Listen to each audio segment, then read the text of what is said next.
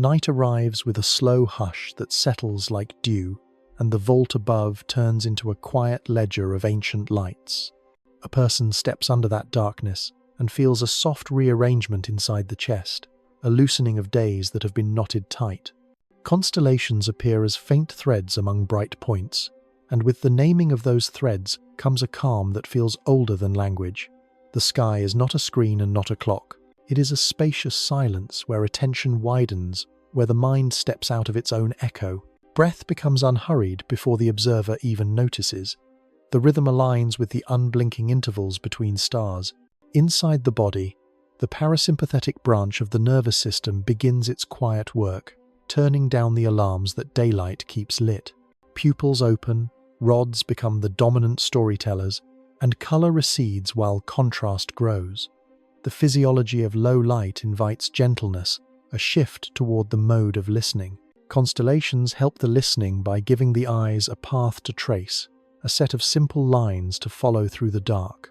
Patterns have a tranquil gravity. The mind is an engine tuned for inference, always searching for edges and order, eager to compress the flood of sensation into a few clear forms. When points become lines, and lines become figures, cognitive load declines. The constellation carries attention across the sky without friction, allowing thought to wander without being dragged by errands or clocks. The figure is a map that needs no destination, and in tracing it, the mind finds an easy cadence that resembles the tide. There is a stillness that arises from distance. Stars sit beyond all daily reach, immune to what happened at noon, indifferent to errands and inboxes. That remoteness is not cold.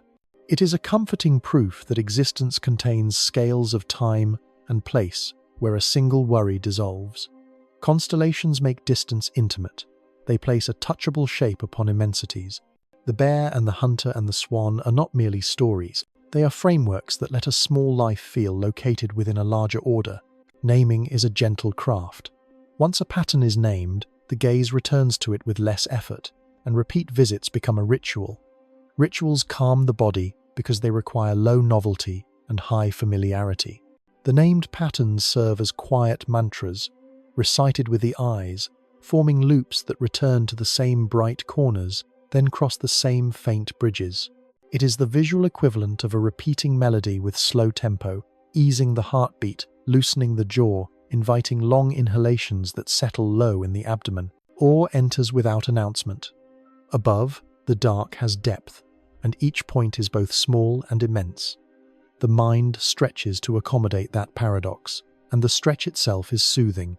Research on awe often finds that the sense of self becomes thinner, the boundaries less rigid, when faced with vast structure. Constellations present vastness in kindly increments. They are modular awe, digestible wonder, the beginner's grammar for confronting infinity without panic. They let the observer approach the abyss slowly, and find that it is not an abyss, but an ocean. Attention moves with the hand even when the hand is still. The eyes sketch invisible lines between stars, and the mind feels the kinesthetic echo. This phantom drawing is gentle exercise for working memory and spatial reasoning, yet it is free of risk or demand. The loop between visual field and motor imagination is engaged without strain. The pattern holds steady while internal chatter fades. In that steadiness, cortical networks that fret over chronology and comparison can idle. The quiet is not emptiness. It is ordered spaciousness that leaves room for breath to lengthen. Dark adaptation creates its own ceremony. Minutes pass, the faintest stars arrive, and the constellation seems to unfold like a paper lantern. Slowness becomes a partner rather than an obstacle. Every additional point that appears is a soft arrival, and the lines that connect them gain nuance without fanfare. This gradual enrichment rewards patience, and patience reduces urgency. Urgency is the currency of stress. Patience is the currency of calm. Constellations pay in patience, one dim light at a time, until the whole figure is undeniable and serene. Fractal hints live in the sky. The eye recognizes a balance of sparse and dense, of empty fields and small clusters. Natural scenes that hold this balance often induce restoration in the psyche, perhaps because the brain evolved to process such distributions efficiently. Starfields are not forests, yet they share a statistical whisper that feels familiar, a pattern of variation that neither overwhelms nor bores. Constellations accentuate that whisper by offering scale. A few bright anchors, some mid-magnitude companions, a surrounding soft grain, rhythm without noise, silence without void. The horizon completes the effect.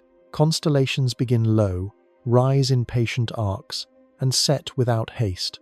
The mind catches this motion as if listening to a slow drum behind a closed door. The tempo is celestial, the measures long and simple. Breathing tends to follow what it watches. When the watched object moves with the elegance of the sky, breath follows suit. The diaphragm becomes a tide, inhalations rounded, and even exhalations unforced. The body does not fight the night. It settles into it, like a boat easing into a mooring it has known for years. There is a quiet dignity in recognizing a shape that generations have recognized. The sense of being part of a chain of observers, all of them drawing similar lines among similar points, creates a social balm without the noise of a crowd. Shared meaning reduces loneliness. It says that the pattern is not private and not arbitrary. It was seen before, and it will be seen again. A community of eyes has agreed that these stars belong to one another, and therefore a single mind can rest within that agreement. Even the cold of the night participates. Cool air on the skin tightens, then eases the body, and the contrast with the day's warmth clears residual haze from thought. Sound is sparser outdoors at night, and the remaining noises tend to be steady and low. The constellation sits in this acoustic field like a lighthouse. Vision is dominant, but it is cradled by the dull hush of leaves and distant traffic and passing insects, a gentle audio blanket that lets the visual narrative do its quiet work. Calm arrives not as a command, but as a milieu. Finally, the constellation grants a small mastery. The observer can find it again, can show it to another person, can predict where it will be next time. Predictive control is one of the most humane antidotes to anxiety. It says that the world has cycles, and that those cycles are learnable. The figure in the sky becomes a promise kept by the cosmos. The promise is simple. On the next clear night, the pattern will wait in its rightful place, and the breath will remember the path it took tonight, and the mind will return to an old, soft chair. Under such conditions, the quiet mind is not an accident. It is the emergent property of darkness, distance, pattern, ritual, awe, patience, and gentle mastery. Constellations are the scaffolding that helps all of these elements cooperate. The lines are imaginary, yet the calm they enable is real. In tracing them, a person is not escaping the world. A person is joining it at a different speed, a speed that welcomes thought rather than chasing it. The stars do not speak, yet their arrangement becomes a language of rest. In an age before lanterns flooded streets, a mathematician on the island of Rhodes kept careful watch on the changing night. Hipparchus, working in the 2nd century before the Common Era, gathered positions of stars and gave them places in a systematic catalogue. He compared reports from earlier observers, including notes attributed to Timocharis and Aristillus in Alexandria, and found that the coordinates of certain bright stars had shifted. From this slow drift, he inferred the precession of the equinoxes, a motion of the sky that would become a cornerstone of astronomy. While tracing those motions, he also outlined forms among the lights, compiling a framework that helped eyes return to familiar groupings. To give the stars ranks by brightness, he used a simple scale of magnitudes from 1st to 6th, a compact grammar that turned infinite variety into a few useful categories. The work of patterning the sky did not begin with any one scholar. Long before analytical catalogues, shepherds and sailors were linking points into figures, and poets held those figures in memory. Aratus of Soli versified an earlier treatise by Eudoxus, describing constellations in a way that could be recited on cold nights without the aid of papyrus. The poem named the groups and told where they rose and set, a living map for those who learned by voice and repetition. In that oral weave, knowledge and comfort braided together. The pattern on the sky was also a pattern in the mind, robust enough to survive when clouds interrupted the practice. To the east, Babylonian astronomers recorded asterisms on clay tablets. Their lists identified pathways for the moon and planets through familiar waypoints, a technique that turned the unpredictable into the partly predictable. The sky became a ledger with labeled columns, where portents and seasons could be read with more steadiness than fear. Farther along the Silk Road, Chinese astronomers divided the heavens into 3 enclosures and 28 mansions. Court astronomers created star maps and star globes, documenting hundreds of points with names rooted in imperial life, agriculture, and myth. The organization of the sky reflected social order and practical need, yet it also compressed the complexity of the firmament into recognizable clusters that were easy to find again. Across deserts and oceans, other traditions created their own constellations with equal care. Polynesian navigators used rising and setting points of bright stars to build star paths, a living atlas memorized through chant and journey. Those paths were practical instruments, but they were also gentle companions on long voyages. The predictability of a familiar star line lowered uncertainty on swell and spray. In the Australian interior, Aboriginal songlines tied terrestrial routes to celestial stories, pointing to waterholes and landmarks by aligning them with figures in the Milky Way. The shapes above were mnemonic scaffolds for survival, and the act of recalling them brought a calm that came from mastery, ritual, and shared memory.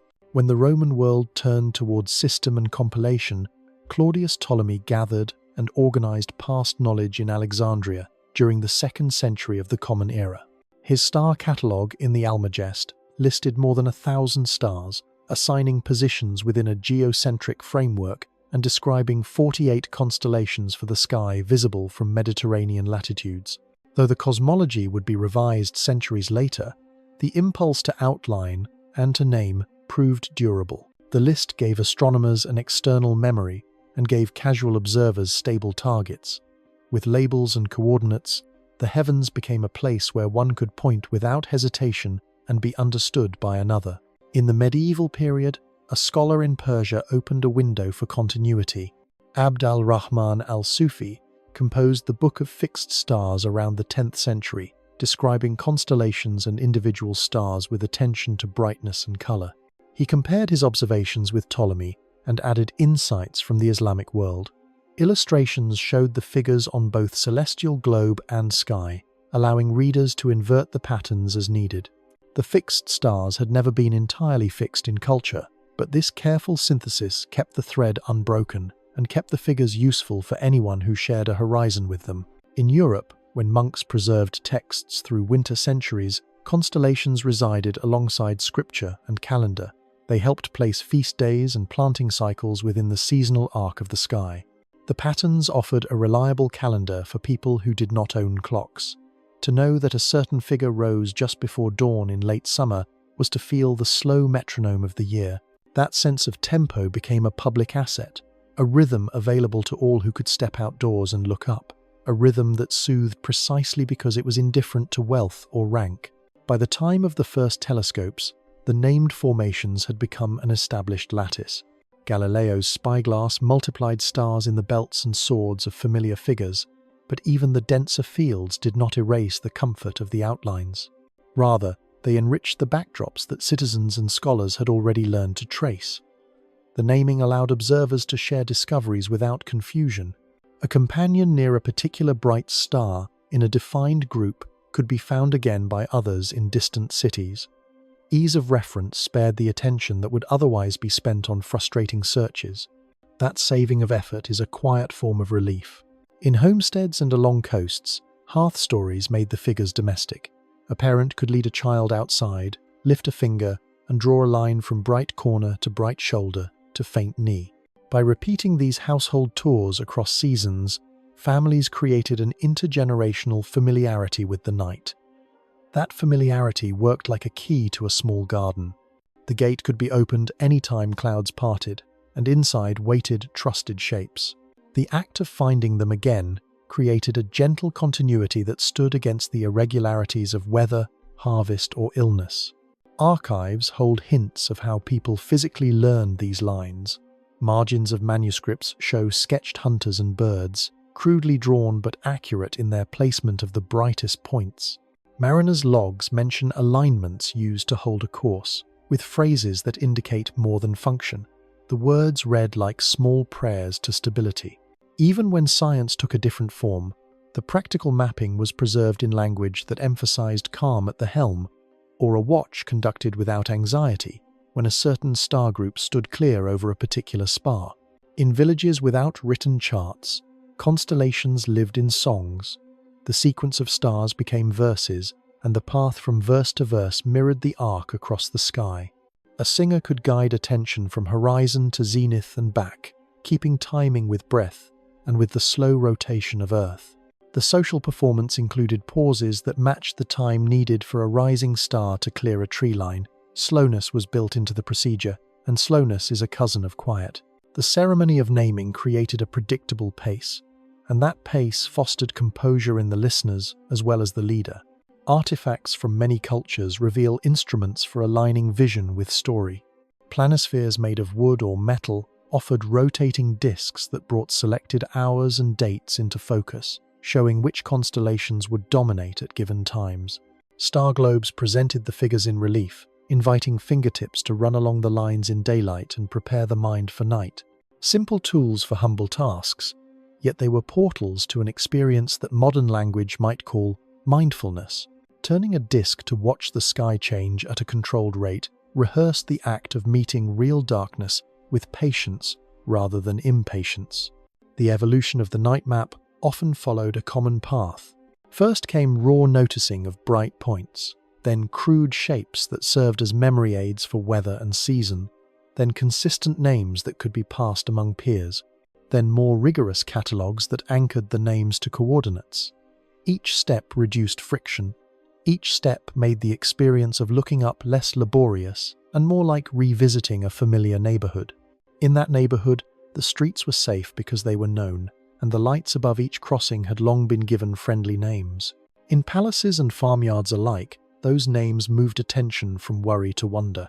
The process of seeking a particular group, finding it, and following its edges absorbed cognition in a way that displaced rumination. Even without the language of neuroscience, observers recognized that a spell could be cast by tracing the same figure until the mind floated free of clamor. The spell was not superstition, it was the orderly procession of perception through a well-prepared path.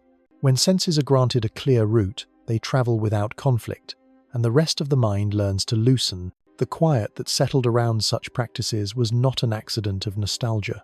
It was built deliberately, star by star, line by line, through the accumulation of recorded positions and recited forms, practical uses, and tender retellings.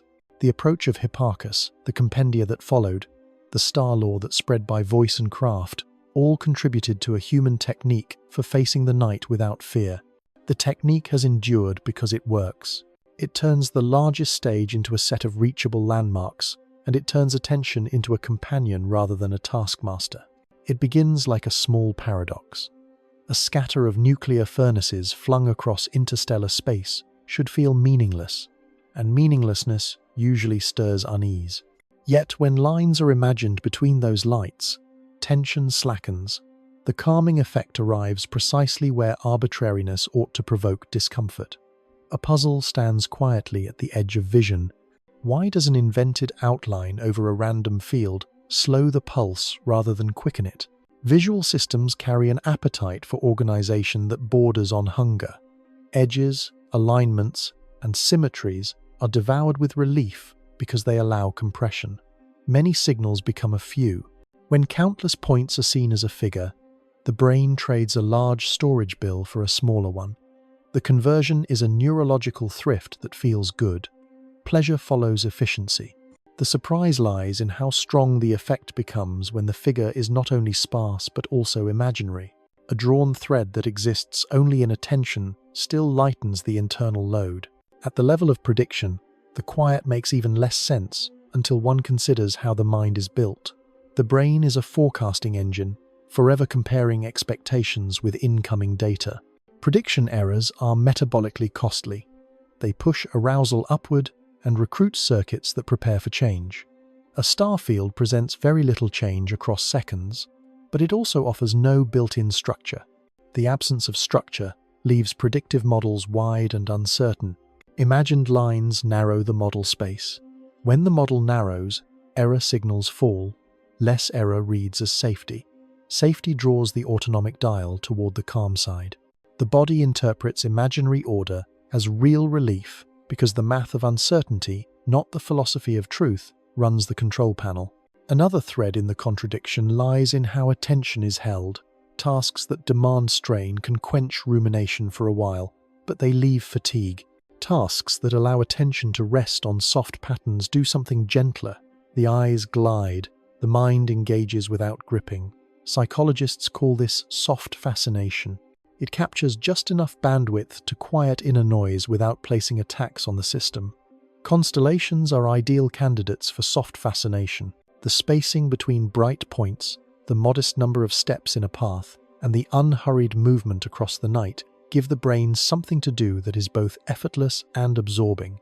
The shock is that a construction born of culture fits a very old attentional niche. The physiology of dimness adds an unexpected layer. In low light, rods dominate and sharpen sensitivity to contrast. Color retreats. The world becomes a grayscale geometry. That geometry pairs with slow eye movements, the kind used to trace outlines or follow arcs. Slow pursuit is associated with parasympathetic tilt. Heart rate finds a gentle sway.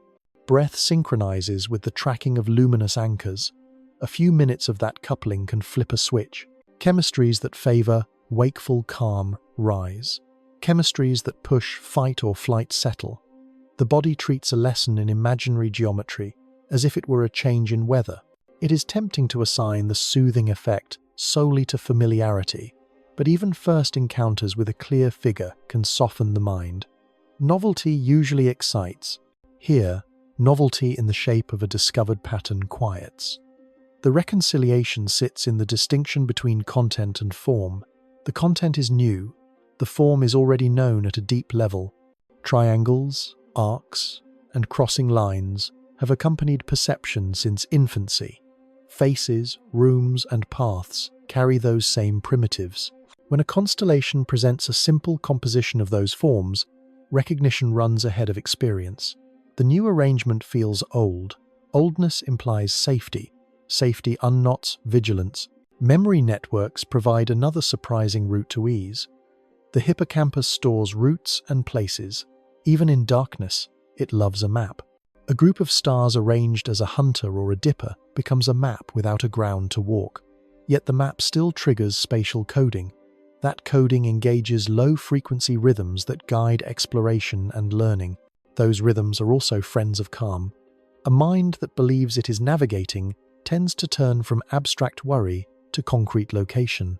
Where am I within this shape becomes more important than what if. The replacement of hypotheticals with coordinates brings down the noise floor. There is a further twist in the statistics of comfort. Many natural scenes that reduce stress share a certain balance of complexity. They are neither perfectly regular nor chaotic. Their variations often follow a rough one over F pattern, a middle ground between order and disorder. Starfields echo this balance when seen by the naked eye. There are broad gaps, small clusters, and a hierarchy of brightness that feels like a scaled rhythm. The overlay of a constellation draws that rhythm into a digestible loop. It is as if a melody hidden in the noise becomes audible once a few notes are emphasized. The body relaxes when it can hear the tune. Gestalt rules supply a quiet instruction set. Proximity, similarity, continuity, and closure tell the eyes how to bind points into wholes.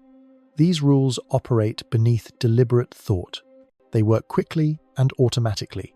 When a person names a figure, those rules are granted a target. Closure finishes what proximity began. Continuity guides the imaginary hand from one corner to the next. The swiftness of that binding spares executive control from micromanaging perception. Executive control is a finite resource. When it is not spent on basic organization, it can release its grip. Release feels like peace. The social dimension of pattern adds yet another layer to the surprise. Calm is usually framed as private, inward, and secluded. A named figure in the sky is also shared, public, and historical.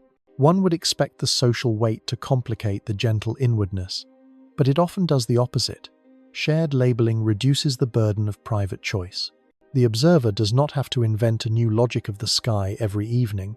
The communal scaffold is already in place.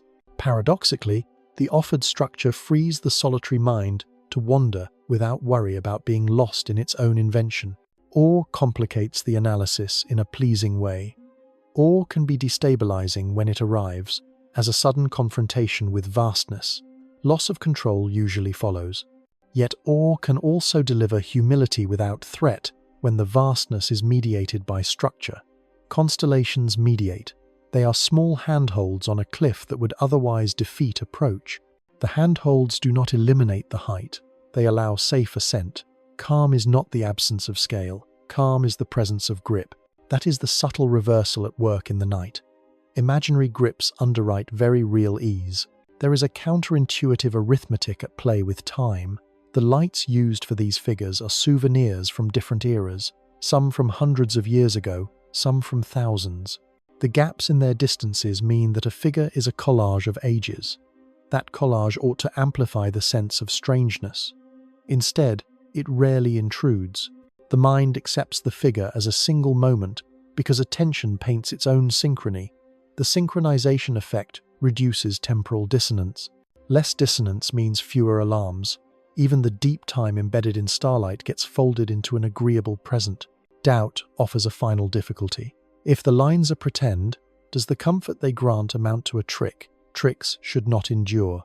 Yet this one endures across cultures and centuries, and it does so because accuracy is not the only currency of well-being. Usefulness carries equal weight. An imagined outline that steadies breathing and focuses gaze delivers a measurable benefit. Illusion and sanity are not always adversaries. In this instance, they cooperate, and the cooperation reveals a broader principle. The nervous system cares about the stability of its loops more than the ontology of the objects that pass through them. The calming shock in the sky is therefore an education in how minds meet the world. Order, even borrowed order, is analgesic. Predictability, even gentle predictability, lowers the cost of being conscious. Shapes that can be learned in a minute and revisited any clear night become rituals that train the machinery of attention away from threat and toward comprehension. The stars do not need to be connected to connect the observer with ease. The pencil line drawn in thought is enough to reorganize experience. That is the quiet astonishment hiding in plain sight. The largest pattern available to a naked eye becomes a cradle because the mind prefers a cradle to a scatter, and preference is power. Patterns become testable when numbers join them. Early star lists counted bright anchors and arranged them by magnitude, and the counts hinted at a soft law of comfort. Too few points and the night felt vacant. Too many, and the field became glare for the mind. Between the sparse and the dense lay a zone where attention could wander without strain. That zone matched the naked eye's sensitivity curve, which rises through dark adaptation then plateaus as rods saturate. Tracings drawn across that plateau turned the raw field into a measured path. The path invited the gaze to travel at a human pace. Geometry sharpened the intuition. When bright stars were treated as nodes in a graph and connected by simple rules that favored short segments and gentle angles, the resulting shapes looked familiar.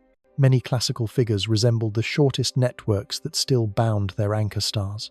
Minimal wiring satisfied the eye because it reduced choice. The gaze moved from corner to corner without the burden of alternative routes. There was a lesson in that economy. The least complicated linkage created the most hospitable corridor through the dark. Eye trackers added precision to the story. When participants viewed a raw star field, their eyes jumped in restless saccades that covered large areas with no consistent rhythm. When the same points were overlaid with a faint outline, the jumps shortened and settled into loops that repeated with each pass. Looping brought steadiness to breathing and small fluctuations in heart rate. The body mirrored the circle traced by the eyes. The repetition was not mindless. It was a gentle rehearsal that turned perception into a quiet instrument, tuned by slow returns to familiar vertices. Measurements of time mattered. Calm did not arrive instantly with the appearance of a figure. It grew over minutes as the observer continued to follow the same route. During that interval, sensitivity to faint stars increased. and the pattern revealed secondary points that enriched its shape without clutter. Each added point functioned like a grace note in a slow melody. The additions were soft enough not to break the spell. The relief was cumulative because each pass through the loop cost less effort than the previous one, while offering one more small discovery that rewarded patience. The physiology of low light explained the palette. At luminance levels where rods lead, contrast becomes king. The visual system prefers edges that it can trace without guessing. Constellations offer an edge that is imagined yet functionally sharp because the mind supplies continuity. In this setting, smooth pursuit eye movements become dominant over the quick darts of daylight. Smooth pursuit aligns more easily with slow breathing. When breathing lengthens, vagal tone rises, and the heart settles into a more variable but calmer pattern. Numbers taken from these intervals show a tilt toward rest rather than readiness. Spectral quality of the night made a difference. Under a sky free of short wavelength glare, circadian chemistry shifts toward the night side. Melatonin climbs, visual noise falls, and sensory thresholds change. The constellation uses that shift like a craftsman uses an evening breeze. The material is easier to shape than under harsh light. The same traced figure that feels merely pretty at dusk can feel profoundly quiet after the hormone tide has turned. The timing of exposure therefore matters as much as the figure itself. Calm is a duet of geometry and internal clock. Neural imaging, when applied to this simple act of sky tracing, revealed a pattern that fit the reports. Networks that monitor external structure remained active, while regions that churn over self-related concerns showed a measurable dip. It was not the empty quiet of total disengagement. It was the attentive quiet of a task that holds interest without burden. The scan did not know the name of the figure. It only registered a reallocation of resources. Allocation that moved energy from rumination to recognition, lowered the felt weight of thought. The scale of the figures proved revealing.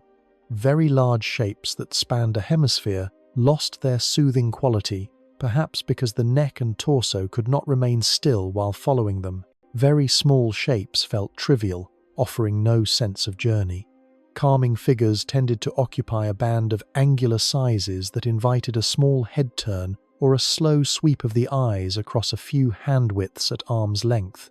Within that band, the body could stay relaxed while the gaze performed its slow circuit. The body and the sky met at a scale friendly to both. Angles within the lines carried their own influence.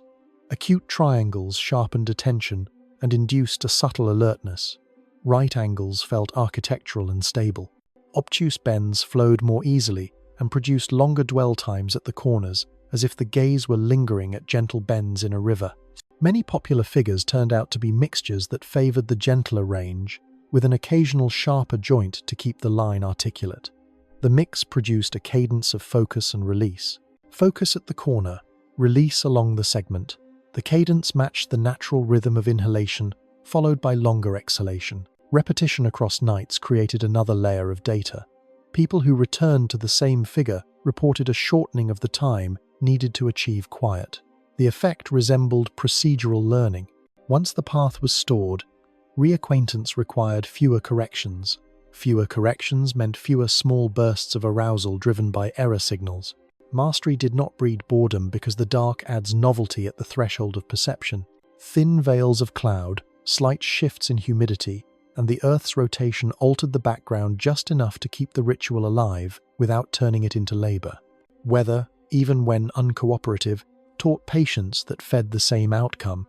Periods of overcast led observers to rehearse the lines by memory, tracing them on the inside of their eyelids or on the ceiling above a bed. The mental rehearsal triggered a lighter version of the physiology. Breathing eased, and the mind moved through the remembered waypoints. When the sky finally cleared, the reunion sharpened the effect. The mind confirmed that its stored corridor matched the real one, and the confirmation delivered a quiet satisfaction usually reserved for solved tasks. Satisfaction, measured by self-report and small shifts in posture, was paired with the next trace under the true stars. Surveys of different cultures brought a final layer. Independent traditions often converged on similar ways to partition the sky, even when the stories diverged. Convergence suggested that the underlying visual and cognitive preferences were not arbitrary. Star brightness distributions and human thresholds of discrimination appear to drive certain alignments. Figures anchored by a few high-magnitude stars with mid-grade connectors are easier to learn, easier to share, and easier to follow without fatigue. The stories vary with language and climate. The geometry tends to settle into familiar arrangements that serve human attention faithfully. Modern sky maps confirmed a slow drift that does not ruin the corridor. Proper motions alter positions over centuries, but the strongest anchors move little on human timescales. The result is a persistent scaffold with a gentle evolution. That persistence allows the figure to act like a long breathing exercise stretched across generations. The same beginning point, the same pivot at the next bright star, the same graceful exit toward the horizon.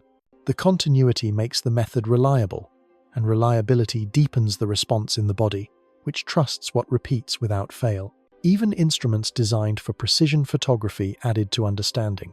Long exposures that reveal a multitude of faint stars can overwhelm a novice unless a guide overlay is present. When a transparent template outlines the figure, the crowd of points becomes a background choir rather than a shouting crowd. The template reduces perceptual entropy. Entropy drops, and calm grows. This simple relationship between order and ease can be plotted. The curve bends toward relief as the ratio of guided points to total points rises, then levels when guidance becomes complete and curiosity has no room to roam. The best place is just before that level, where order holds and wonder still walks. What the numbers ultimately revealed was a practical recipe. A dark enough sky to let rods lead without strain, a figure scaled to the natural sweep of eyes and small head turns, angles that favor flow with a hint of structure, a loop that can be learned in minutes and revisited in patience, a sequence that encourages slow breathing and makes small claims on attention. Under those conditions, geometry stops being abstract. It becomes a physical comfort, stitched through vision into heartbeat and breath. The lines are ideas, the rest they produce is measurable. Calm has a habit of revealing complications when looked at closely. The first complication sits inside the act of recognition itself. Faces and animals emerge from cloud banks and cliff sides, yet those momentary visions rarely quiet a restless mind. In starlight, imagined figures do the opposite. The same tendency to see forms, often blamed for false alarms, produces ease. The contradiction sharpens with cross-cultural surveys. Groups with no contact name, different creatures and heroes, but they choose remarkably similar skeletons of bright anchors. If arbitrary invention were the engine, variation would dominate. Instead, convergence appears where noise was expected. The comfort that follows those convergent frames begins to look less like a cultural habit and more like an instinct with rules still hidden. A second complication grows out of time. The sky drifts because the axis of Earth traces a slow circle and because the stars themselves wander. Shorelines in the patterns are moving even when the eye cannot see them move. The habit of finding peace in stable outlines should suffer under such creeping shift. It does not falter. The calm persists even in hemispheres where the old figures are incomplete and must be redrawn around absences near the horizon. The persistence suggests that the mind is calming itself on something deeper than any specific arrangement, perhaps on invariants such as relative spacing or simple polygon counts that barely change across centuries. Still, if invariants were enough, any well-chosen set of dots on paper would do. Lab tests with printed arrays rarely equal a clear night. The difference refuses a quick explanation. A third thread pulls in physiology and mood. Not every observer softens. There are those whose minds accelerate under stars, whose histories with darkness turn the vault above into a stage for recall they would rather avoid. Yet many in that group report relief when guided to trace a figure slowly and to keep the eyes moving. The movement seems to siphon energy away from intrusive loops. Others find that even gentle guidance has the wrong texture, that the instruction to follow a line introduces evaluation and failure where only presence would help. A technique that relaxes most minds can awaken performance anxiety in sensitive temperaments. The pattern calms, and the pattern provokes. Inside neighboring skulls. Variability demands nuance in any theory that hopes to be complete. A fourth pressure comes from the modern sky itself. Satellites slide through figures with mechanical cadence, planes blink along routes that outrun the rotation of Earth. Meteor streaks and auroral curtains arrive as events rather than structures. Motion captures attention more strongly than points, pulling the gaze off quiet loops. Some minds adapt, treating the intrusions as passing weather. Others cannot help but track the moving lights, and pursuit breaks the steady rhythm that supports slow breathing. The same nervous system that finds sanctuary in continuity also carries reflexes tuned to movement and change. The tension between sanctuary and reflex has no permanent truce under busy skies. A fifth puzzle rises from the chemistry of rest. Melatonin encourages a softness in perception that pairs well with faint outlines, but melatonin operates on nightly cycles that shift with season and latitude. The soothing effect of constellations holds for sailors at tropical latitudes and for winter watchers in far north darkness, where hormones take on unusual profiles. In some cases, alertness coexists with stillness, a combination that should be fragile. The figure seems to stabilize the mixture, maintaining clarity without tipping into stiffness. How visual structure stabilizes endocrine states remains unclear. The boundary between perception and hormone becomes porous at night. A sixth challenge comes from a more abstract realm. The mind that seeks relief often looks for an instrument of control. Constellations offer prediction. They rise where they should and arrive on schedule. Yet the act of following them requires surrender. The observer cannot make the figure hurry or pause. The quiet seems to depend on living simultaneously in prediction and acceptance. Control without grasping, surrender without collapse. This double stance is rare in daily life, where goals usually demand effort and where effort tightens the body. Under the stars, effort yields to attention, and attention yields to something wider. The balance holds without instruction. The rules behind such a balance are not fully captured by simple models of arousal and error. A seventh knot tightens at the level of scale. The act of tracing a constellation feels closely held, intimate, almost miniature. Yet each point is a sun, and distance adds up to dreadful numbers. How can the mind both cradle a figure and be bathed in incomprehensible space? Awe usually dilates attention in a way that threatens steadiness. Here, awe narrows gently, like a camera set to a small aperture in bright noon, bringing a few objects into sharp focus while the rest goes soft. The eyes and brain are operating a cosmological aperture without conscious choice. Physical optics and mental optics rhyme in a way that resists a full account. An eighth difficulty folds music into the picture. Heart rhythms entrain to breathing. Breathing entrains to eye movement. Eye movement entrains to the distance between points and the angle at each turn. The chain resembles a metronome nested within a metronome. Small differences in spacing between two stars can lengthen or shorten an exhalation by a fraction of a second, which changes the interval between heartbeats and feeds back to how the next segment feels. The pattern becomes a score, the body an ensemble. In noisy conditions, the ensemble can fall apart. In quiet conditions, the ensemble tightens. Why some shapes produce better ensemble coherence remains partly math and partly mystery. A ninth thread questions the comfort of permanence. The figures that are easiest to learn are often the most rigid. The ease comes at a cost.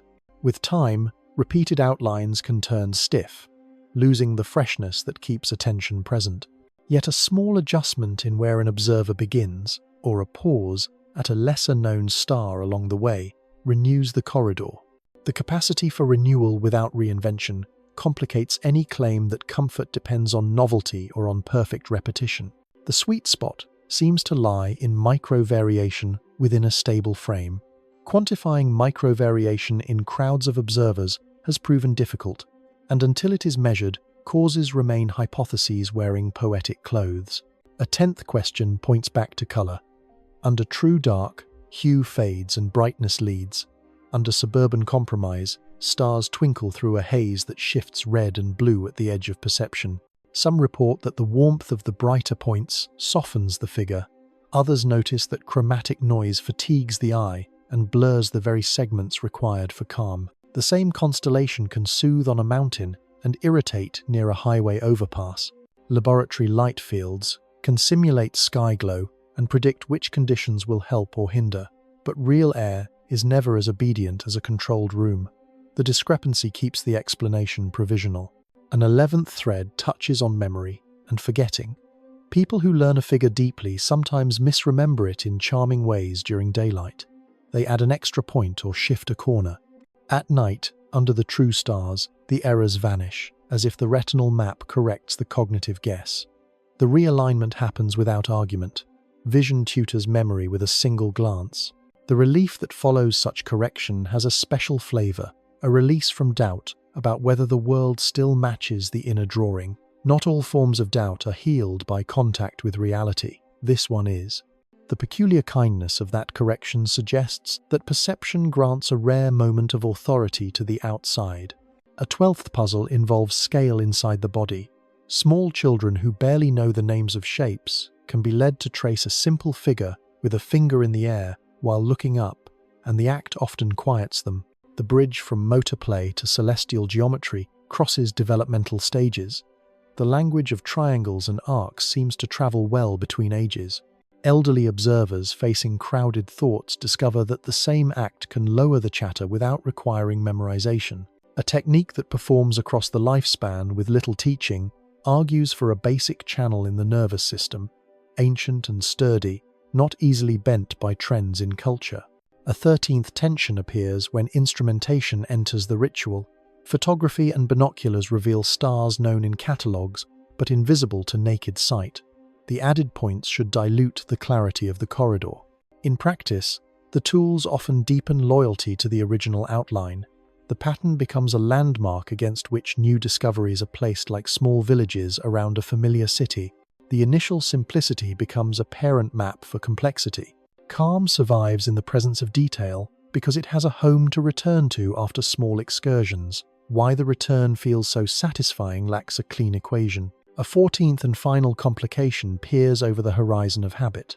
As virtual domes and digital skies proliferate, observers spend more time with simulated constellations. Some simulations induce the same ease, others feel uncanny. The difference can hinge on subtleties such as star size at a given resolution, micro jitter to mimic atmospheric twinkle, or the cadence with which the sky rotates. Reality includes errors and textures that software sometimes polishes away. The removal of imperfection robs the figure of a low-level murmur the brain had learned to use as a cue for comfort. Imperfection, it seems, is part of the recipe. That discovery forces any simple theory to open its hands and admit what it cannot yet hold. In these ways, the gentle phenomenon deepens into a field of questions. Arbitrary lines bring order, but do not always bring ease. Stability is built from moving parts. Hormones agree to cooperate with geometry only some of the time. Control and surrender take turns holding the same pencil. The largest distances become cradle-sized. Hearts and eyes and lungs form a trio conducted by points that do not know they are leading. Perfect clarity disappoints where grit held value. The pattern that relaxes the body becomes a map of lingering mysteries. Each one soft-spoken, each one inviting patience. A slow circle lives in the sky, traced not by a star but by the axis of Earth itself.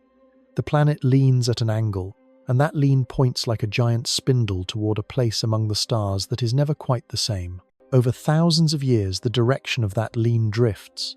The drift is so gentle that a human lifetime cannot feel it directly, yet patient instruments and long memory make the circle plain.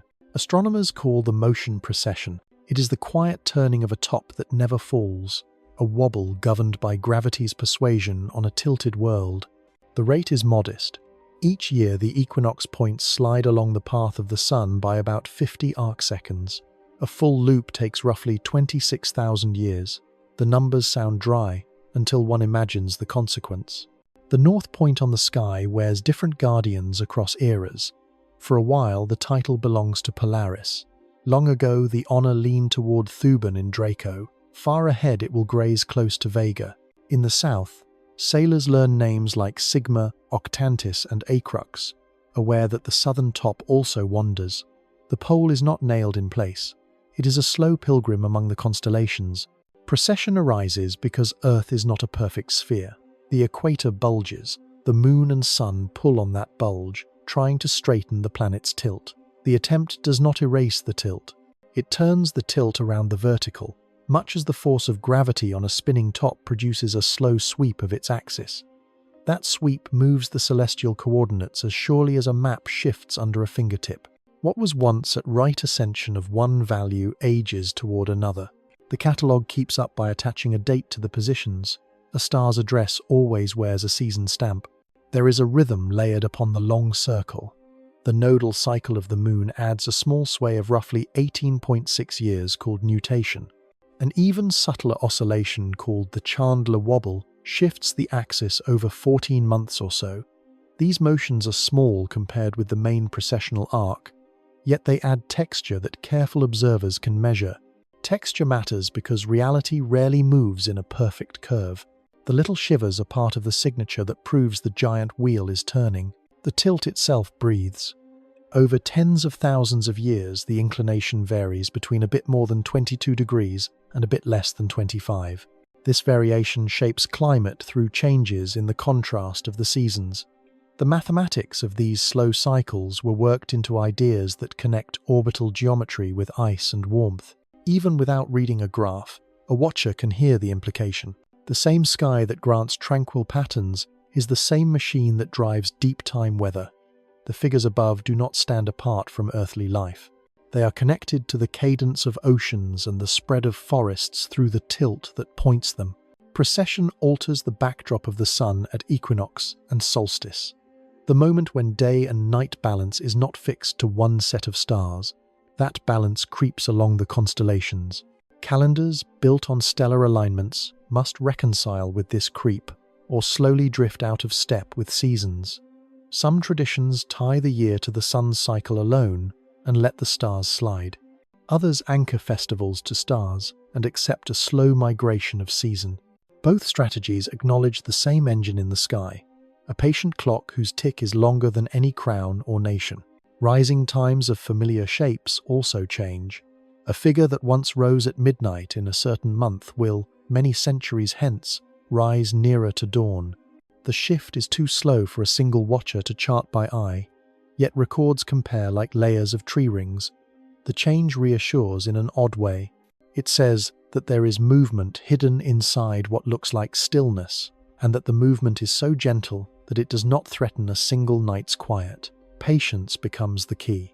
The mind can rest inside a pattern that does not need to be permanent to be beautiful. Navigation learns from these motions and adapts. A navigator who trusts Polaris as a north mark knows the star is close to the axis but not exactly on it. A small offset becomes part of the technique. Manuals teach to account for that offset and its gradual change. In far future nights, a different star will inherit the role.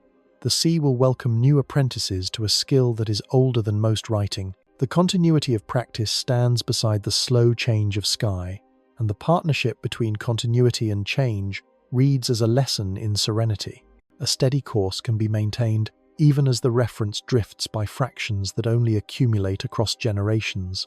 Proper motions of stars layer a second transformation on the canvas. While precession rotates the coordinate frame, the stars themselves are in motion. Most move too slowly to notice without instruments, but a few are quick enough to show their steps over centuries. Barnard's star slips across the background like a quiet fish in a wide pond. Arcturus races faster than many. Orion will eventually stretch and thin, its belt no longer a straight row. The constellations are therefore not statues. They are patterns in a river, persistent yet altered by the current. A tranquil mind allows both truths to sit together. The patience of the sky enters practice in observatories and in backyards. Catalogues are updated to new epochs, so that telescopes aiming at a coordinate will find their target without confusion. Planetarium software can wind the heavens forward or back to reveal pole stars of other ages. The motions that require careful accounting for precision do not disturb the simple art of tracing lines by eye. That division is pleasing. It grants the pleasure of advanced measurement to those who seek it, and the pleasure of uncomplicated sight to those who simply step outside after dinner and tilt their head back. Constellations that cradle calm are often circumpolar at high latitudes. They wheel around the pole and never set. Precession changes which shapes enjoy this status. A figure that never dips below the horizon in one era will spend part of the night hidden in another. The change is gradual enough that cultural story can follow it. Tales adjust to new risings and settings. Songs revise a line or two. The rewrite is not a loss. It is a sign that living culture breathes with the sky. A heliacal rising marks the first dawn each year when a star becomes visible again after being lost in the sun's glare. Farmers once treated these risings as seasonal markers. Precession slides the calendar day of those first sightings. Over long spans, the cues that once matched planting or flood shift. Communities adapt by blending stellar and solar reckoning or by moving to methods divorced from the stars. Even when utility diminishes, affection remains. The first appearance of a beloved star near the morning horizon still carries the feeling of return. In teaching, precession offers a gentle education in humility. A diagram drawn on a classroom board shows the axis making a circle in the sky like a child's loop traced with a compass. The simplicity hides the sprawling forces behind it, yet the drawing is honest. A small curve explains a huge story. The calm that follows a night of sky tracing deepens when the mind learns that the pointing of the axis is not eternal. Beauty survives adjustment, meaning survives motion. The lesson is both scientific and personal. Digital domes and handheld apps can show how the pole slides among constellations. When the display is set to centuries hence and the simulation spins, the imaginary lines of star figures drift under the moving axis. The effect is not disorienting if the speed is set low, it is meditative. The viewer watches change that would otherwise be too slow to feel. A long breath accompanies the movement. The patience of the engine is contagious. Even a simulation can transmit the sense that the world has time to spare. If a person were to sleep for 1,000 years and wake on a clear night, the stars would still be there, but the subtle difference would be detectable to a trained gaze. The north marker would have shifted just enough to make a new habit. The constellations would still gather attention into lines and figures. Calm would still arrive with the tracing. The illusion of immobility would have been replaced by a knowledge of quiet motion. The knowledge does not spoil the quiet. It supports it. The mind rests more completely when it trusts that change can be smooth. The patient sky invites a particular posture in thought. Acceptance sits beside curiosity. A person can ask why the axis turns and gather evidence for the answer.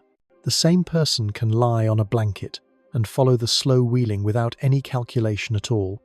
Both acts are honest. Both acts are forms of attention. In each, the long cycles operate whether or not they are named. The circle is a comfort precisely because it refuses to hurry. Gravity writes a slow script on the firmament, and the script rewards any reader who gives it time. Anchors on the sky are smaller than constellations and closer to the hand. They have short names and simple bones. Asterisms form from a handful of bright points, arranged so cleanly that a child can memorize them in minutes.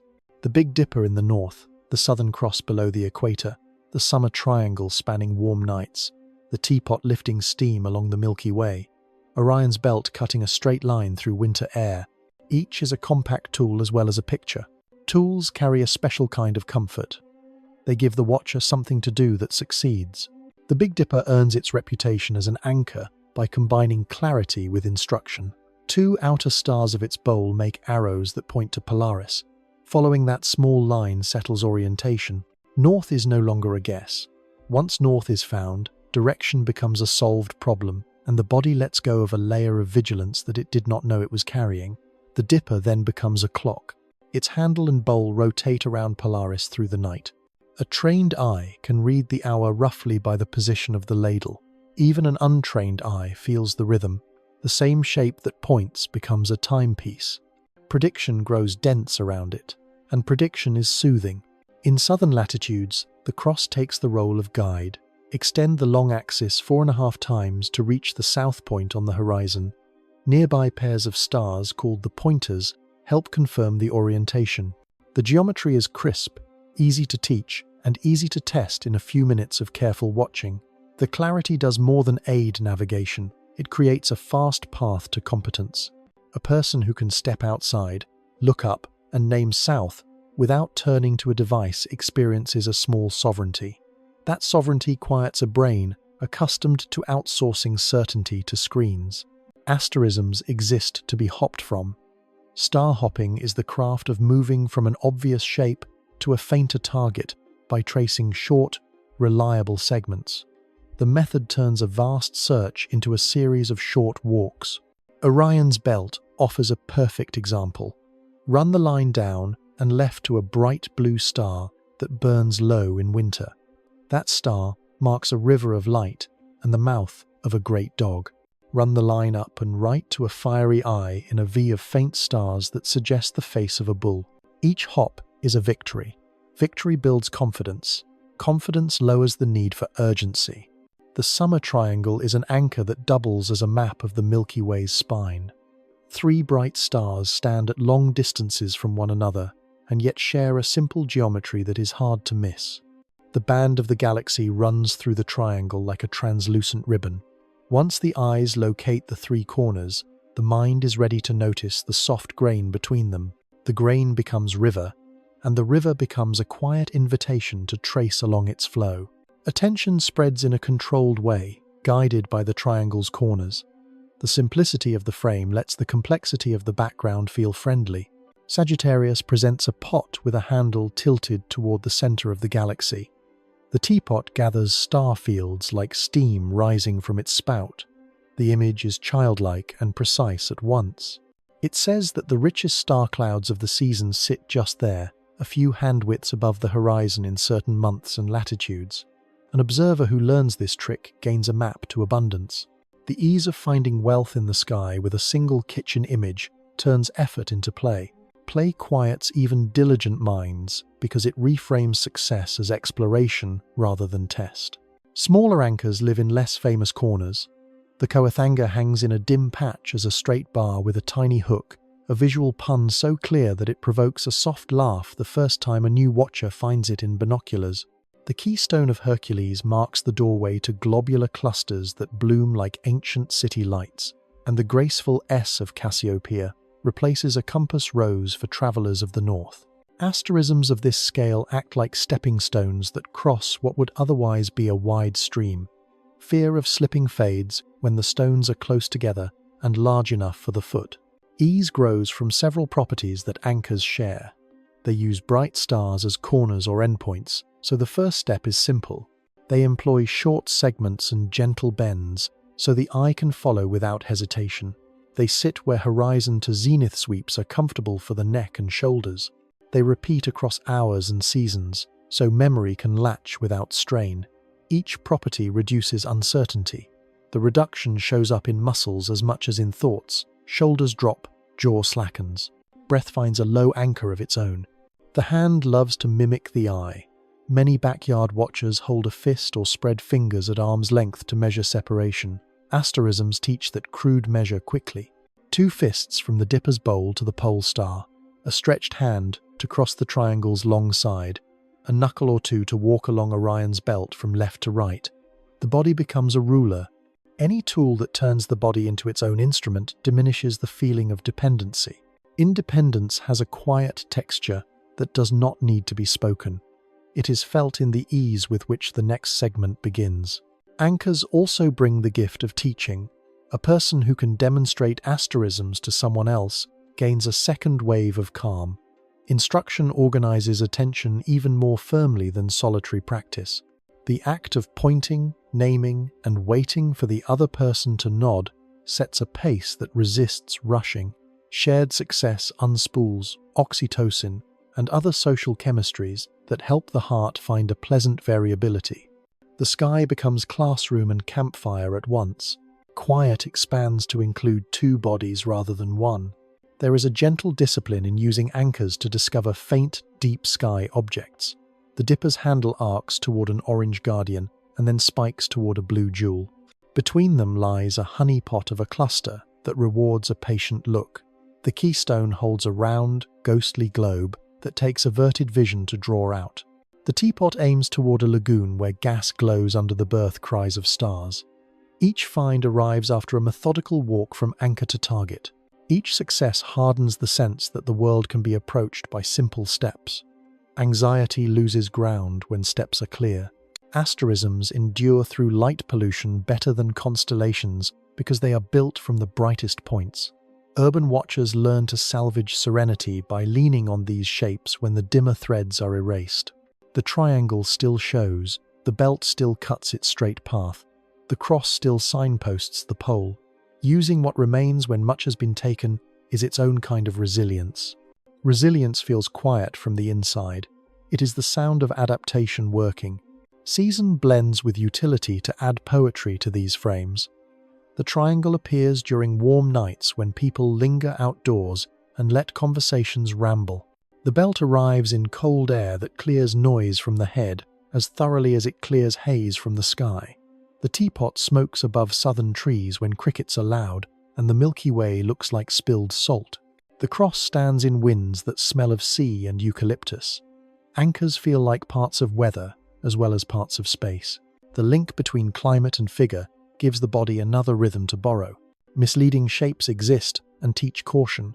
A quartet in the southern sky looks like a cross, but points at a slightly different part of the horizon and can confuse a hurried navigator. Learning the difference between the true guide and the mimic trains a finer attention without breeding fear. The lesson is not to mistrust the sky. It is to verify with a second cue. Confidence that includes checking is more stable than confidence that pretends not to need it. Stability mellows the nervous system.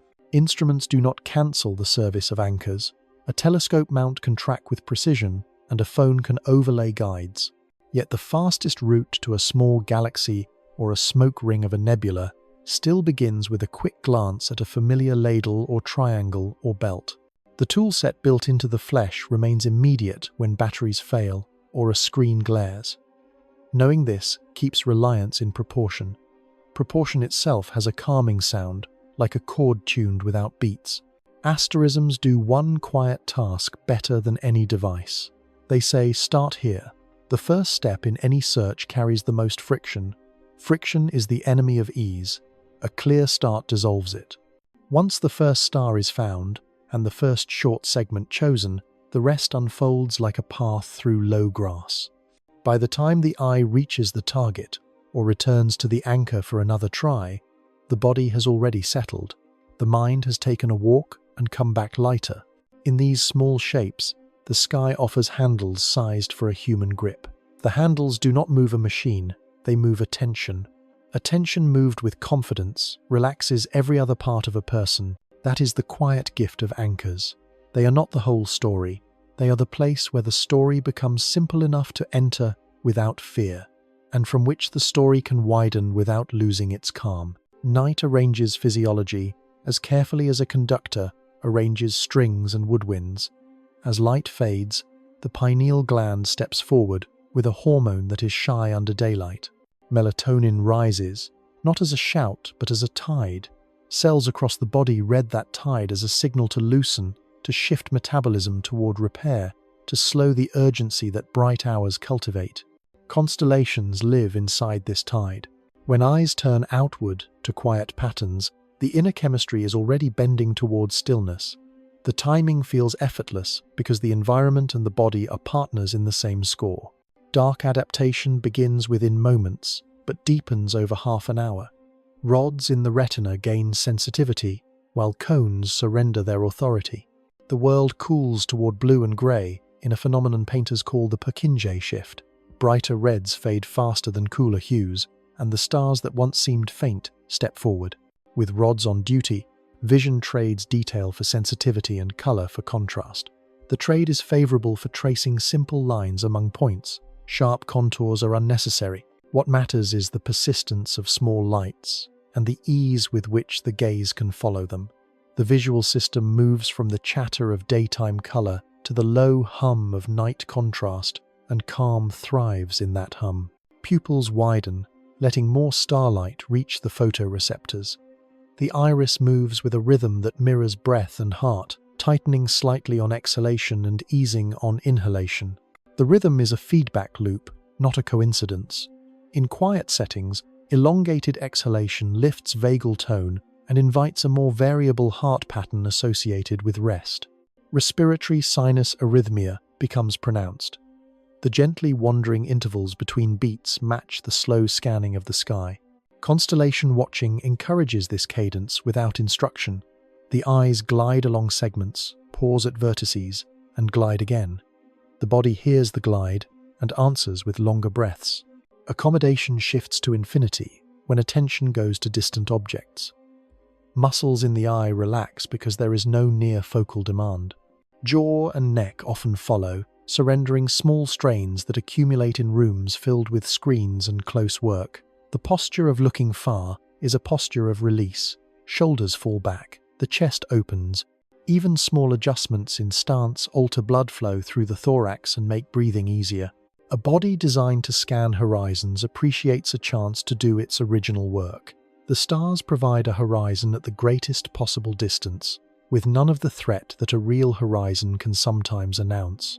Circadian clocks reside in nearly every tissue, but the master timekeeper sits in a cluster of neurons that read light from the eyes. When that cluster senses evening dimness without artificial interruption, it forwards instructions to endocrine partners. Cortisol declines in a graceful arc. Insulin sensitivity changes. Core temperature drifts downward by a degree or so. The drop in temperature quiets the mind because thermoregulation is a demanding task. With less heat to shed, the body spends less on control and more on restoration. A person who steps into cool night air to follow a bright pattern is therefore entering a thermal corridor designed to lower agitation. Blue-rich light from cities and devices conflicts with this arrangement by signaling day when night has begun. The interference pushes melatonin later and keeps alerting chemistry higher than comfort warrants. Yet, even under compromised skies, brief retreats to darker corners let the night machinery start up again.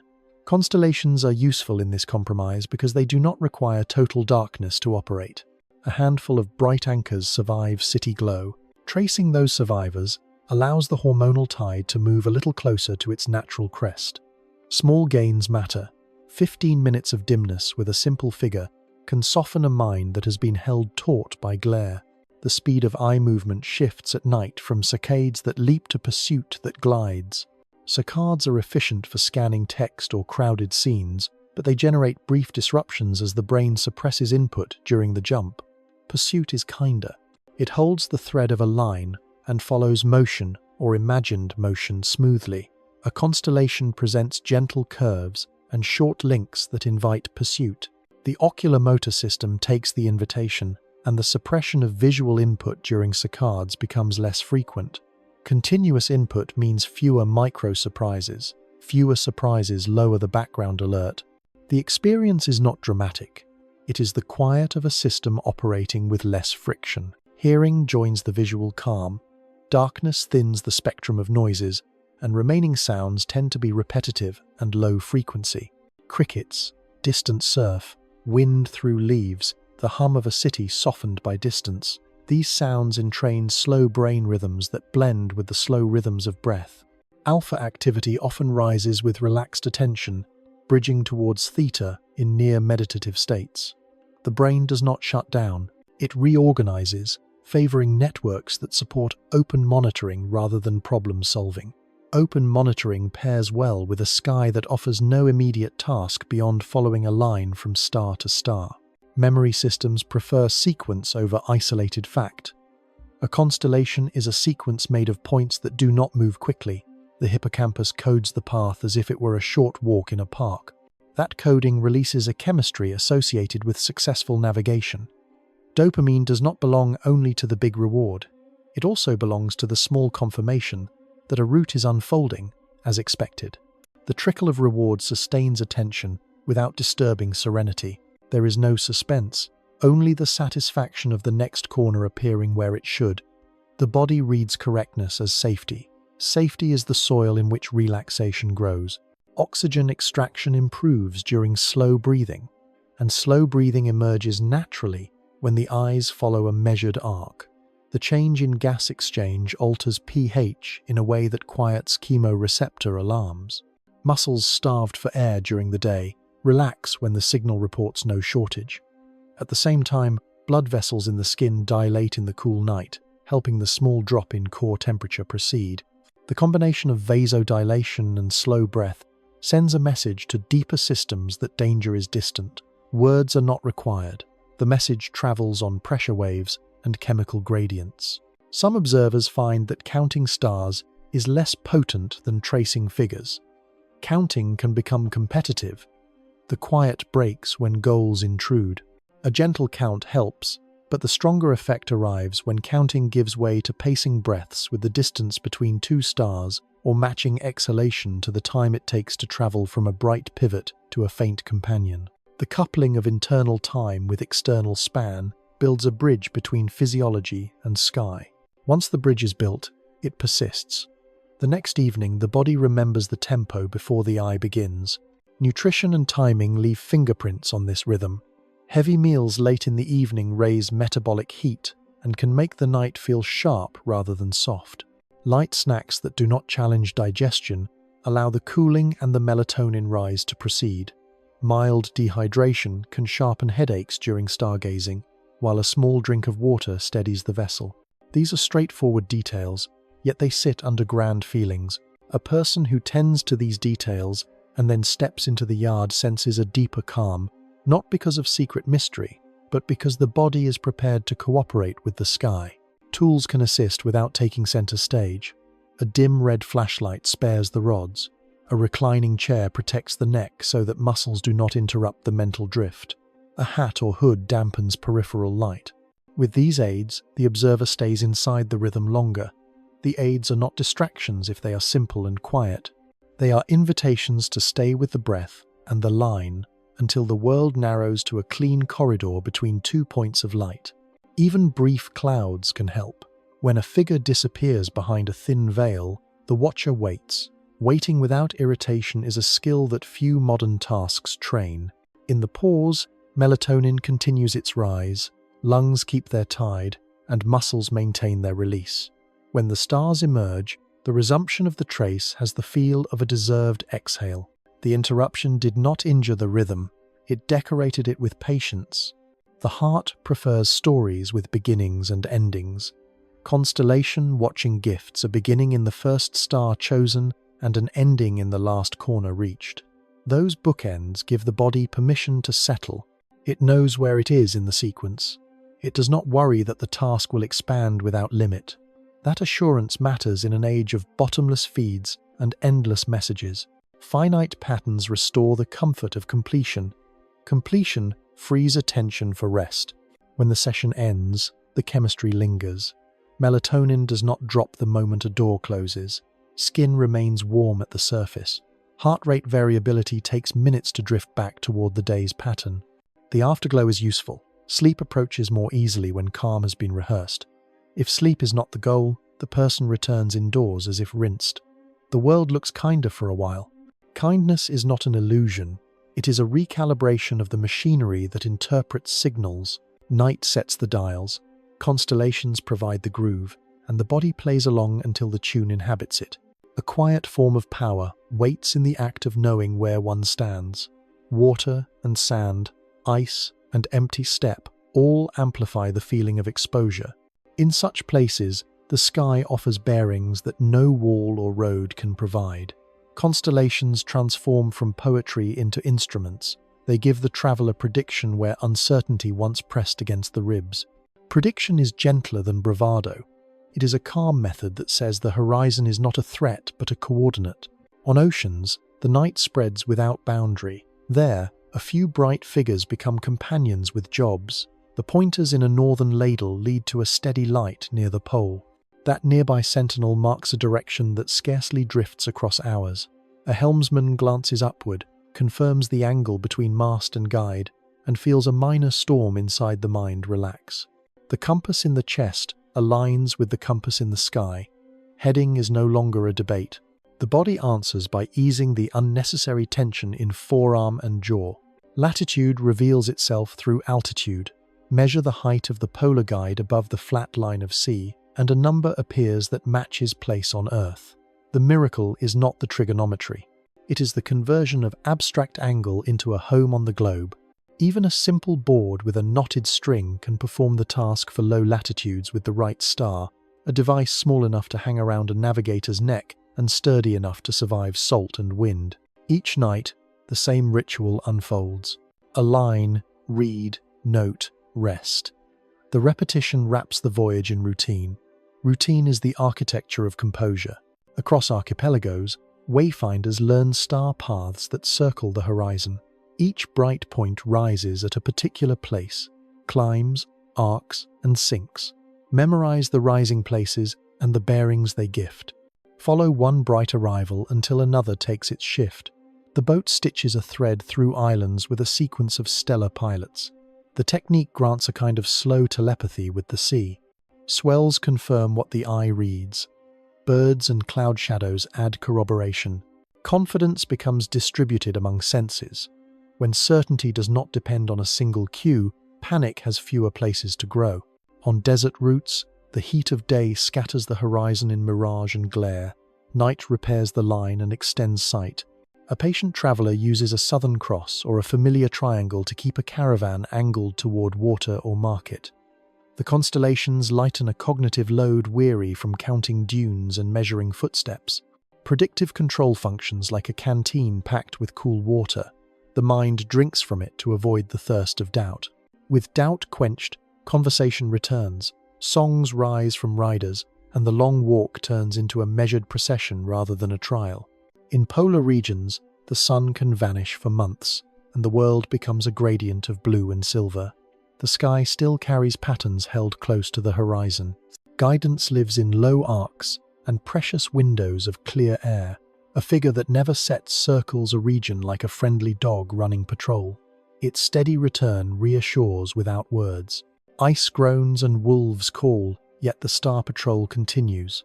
The message is not triumph, it is continuity. Continuity is the calmer sibling of hope. Navigation by stars replaces helplessness with participation. When a person stands beneath a sky and names direction, the landscape ceases to be an indifferent field. It becomes a legible page. Reading is an act of agency. Agency lowers the pulse and opens the chest.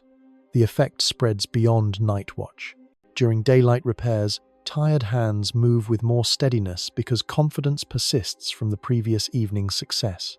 Minds that have tasted certainty are less likely to overcorrect under pressure. Fewer overcorrections mean smoother progress and fewer arguments. Calm compounds. Instruments for celestial navigation are quiet machines of reassurance. A circle of polished metal, a telescope, and a scale transform a distant point into a number that solves for place. The ritual of setting an index, bringing a star to kiss the horizon, rocking for the lowest touch, and reading the result carries a ceremonial rhythm. Ceremonies anchor emotion.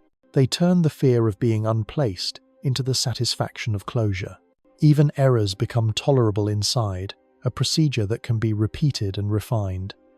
Where fear once shouted, the tick of a vernier speaks in soft syllables. Sky knowledge also trains patience. The best readings arrive when waves allow a lull or when a bright guide clears thin cloud. Waiting is not idleness in this art, it is a form of precision. Patience of this sort has a transferable calm. It teaches that timing participates in accuracy as much as technique.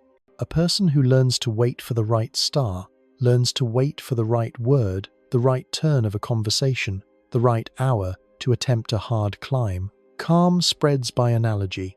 Constellations deliver more than headings. They grant forecasts. Rise times and seasonal positions inform the coming weather by way of winds and ocean currents tied to season.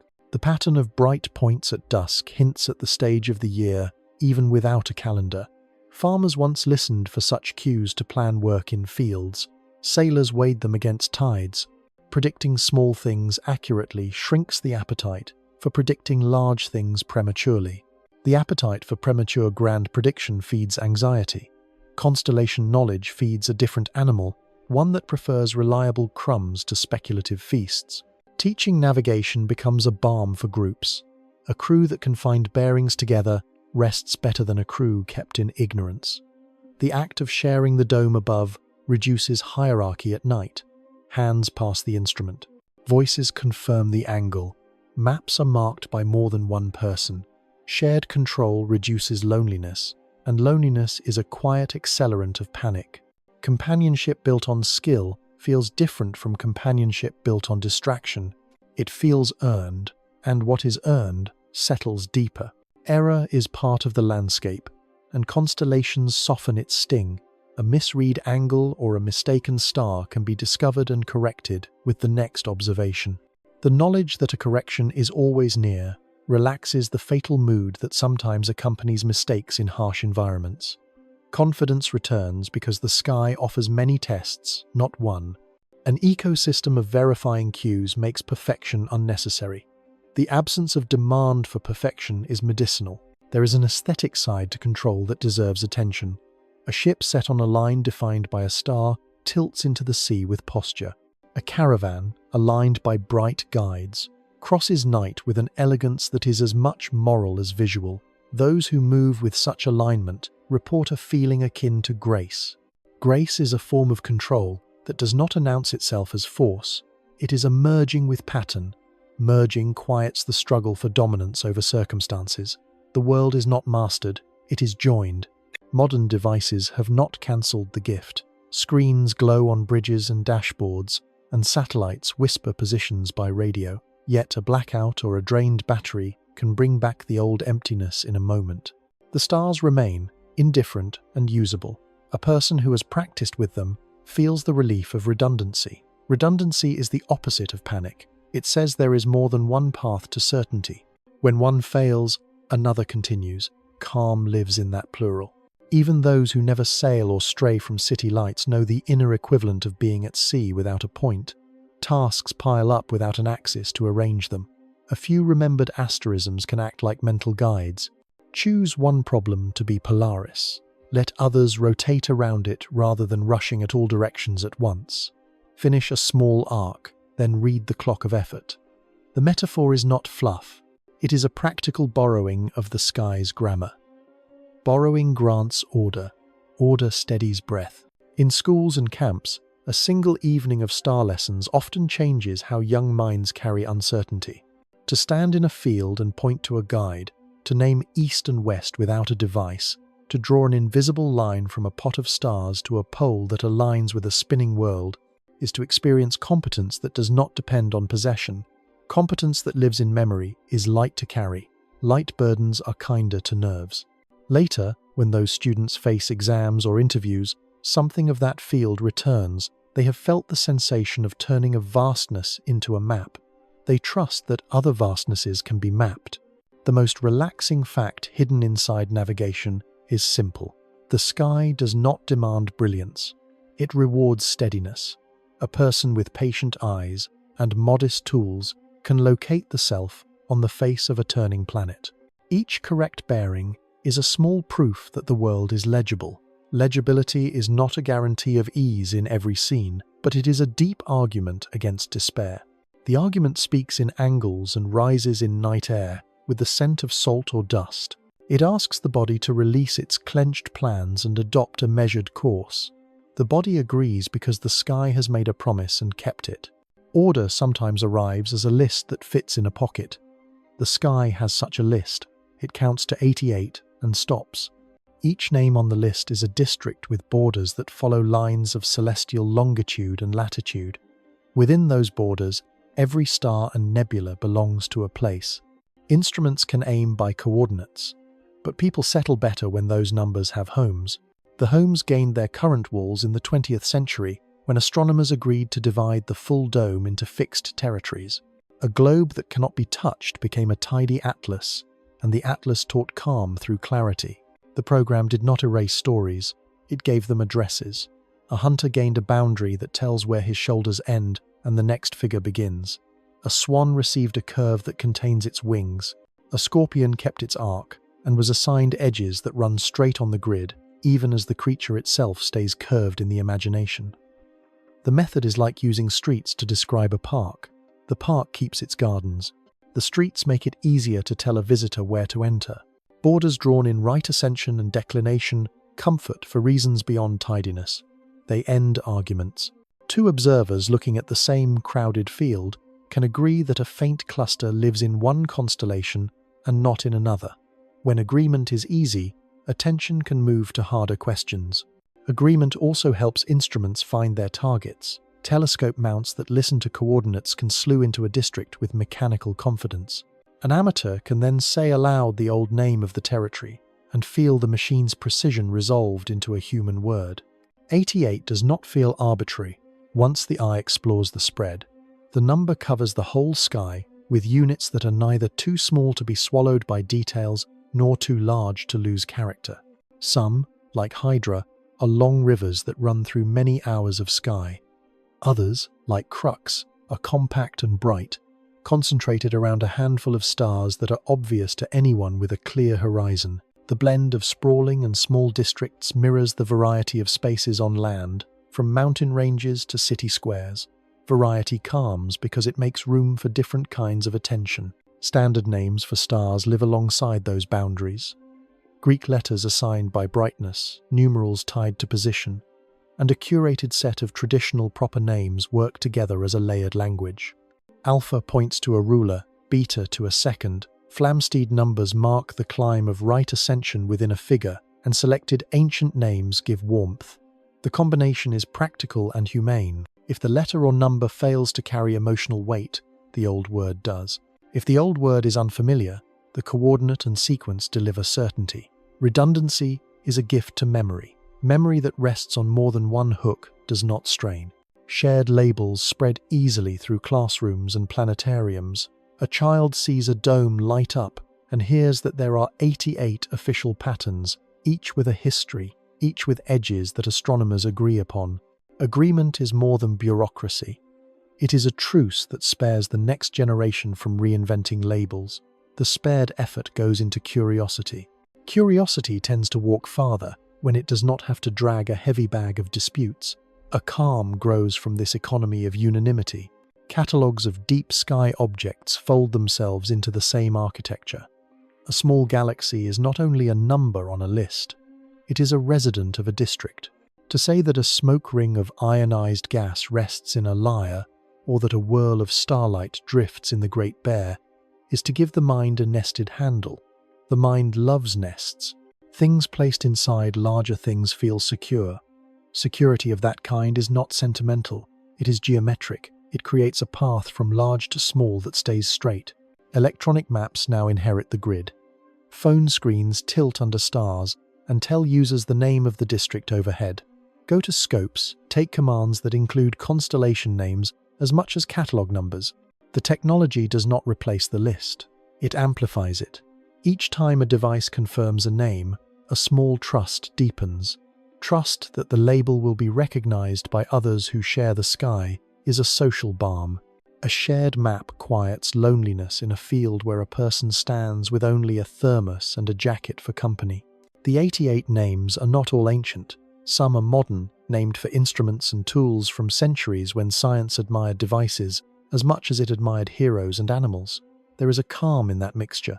It unites myth and workshop.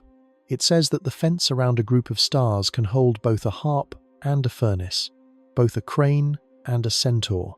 Imagination is not confined to one era. The stability of borders allows a flexible iconography to keep breathing. Labels can be swapped within the walls without moving the walls. Edges matter when constellations overlap in the mind. A thin line may separate a crown from a herdsman or a serpent from a bearer who struggles to hold it. Without a precise edge, a finder's chart becomes an argument rather than an invitation. With the edge fixed, the chart invites the eye to hunt a cluster near a specific corner. Success comes faster. Success is relaxing because it turns intention into closure. Closure sends a quiet signal through the body that says a promise has been kept. Seasons meet this map in a graceful rotation. Each month sees a different roster climb away from the sun's glare. The roster changes, but the districts do not. The static architecture beneath the moving show provides a bass note. A bass note allows melody to wander without losing key. When a person walks outdoors and senses that a particular figure's return marks a new phase of the year, the sensation carries certainty because the figure dwells in a fixed house. The house's address lets memory stack cleanly. Stacked memory is easier to retrieve in darkness. Language grows quieter when words are agreed upon. A conversation between two strangers under a parking lot sky, becomes civil with a single sentence. Look above that tree, into the triangle of summer. The words reach across accents. A finger follows, a neck tilts. Agreement blooms, and with it an ease that is rarer than it should be in daily exchange. The sky, through its tidy list, becomes a teacher of gentle speech. The lesson translates downward into sidewalks and kitchens. Even in crowded light, the list helps salvage meaning. When haze drowns faint lines, the major districts still lend orientation. A person can stand under a washed-out dome and name the rectangular yard where a hunter would stride if the air were clear. The act of naming an unseen room is not futile. It keeps the relationship alive. Relationships that survive rough conditions tend to be calm when fair conditions return. The constancy of the 88 acts like a lighthouse through fog that shows only its outline. The system reveals its full kindness at the edges between cultures.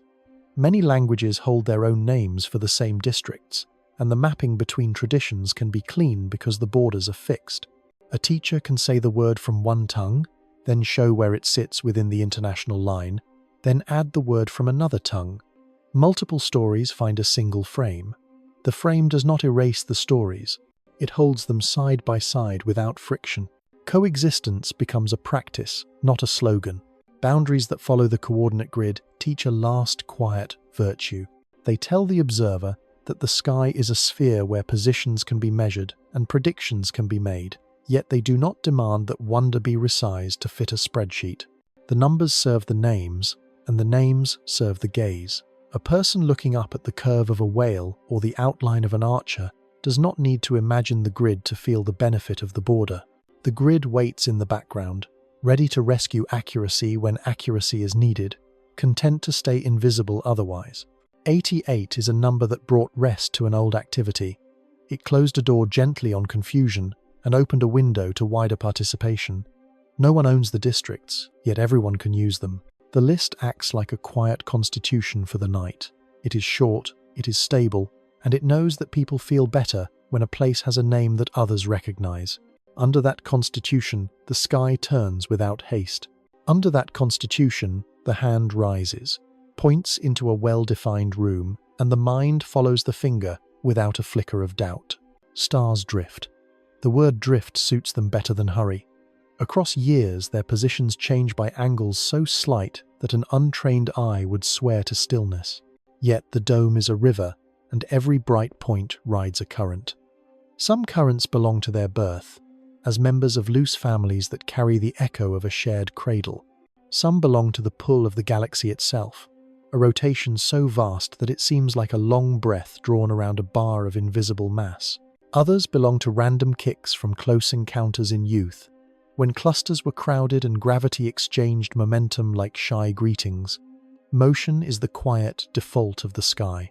Astronomers give the sideways component of this motion a practical name. Proper motion is the angular speed with which a star slides across the background. It is measured in arcseconds per year and paired with direction to form a small arrow on a chart. When distance enters the calculation, proper motion becomes tangential velocity. Add the motion toward or away from the observer, read through the tiny Doppler tilt of spectral lines, and the full space velocity appears as a vector with length and aim. The triangle of these components maps each star's personal journey within the larger swirl. Some travelers are famous for their pace.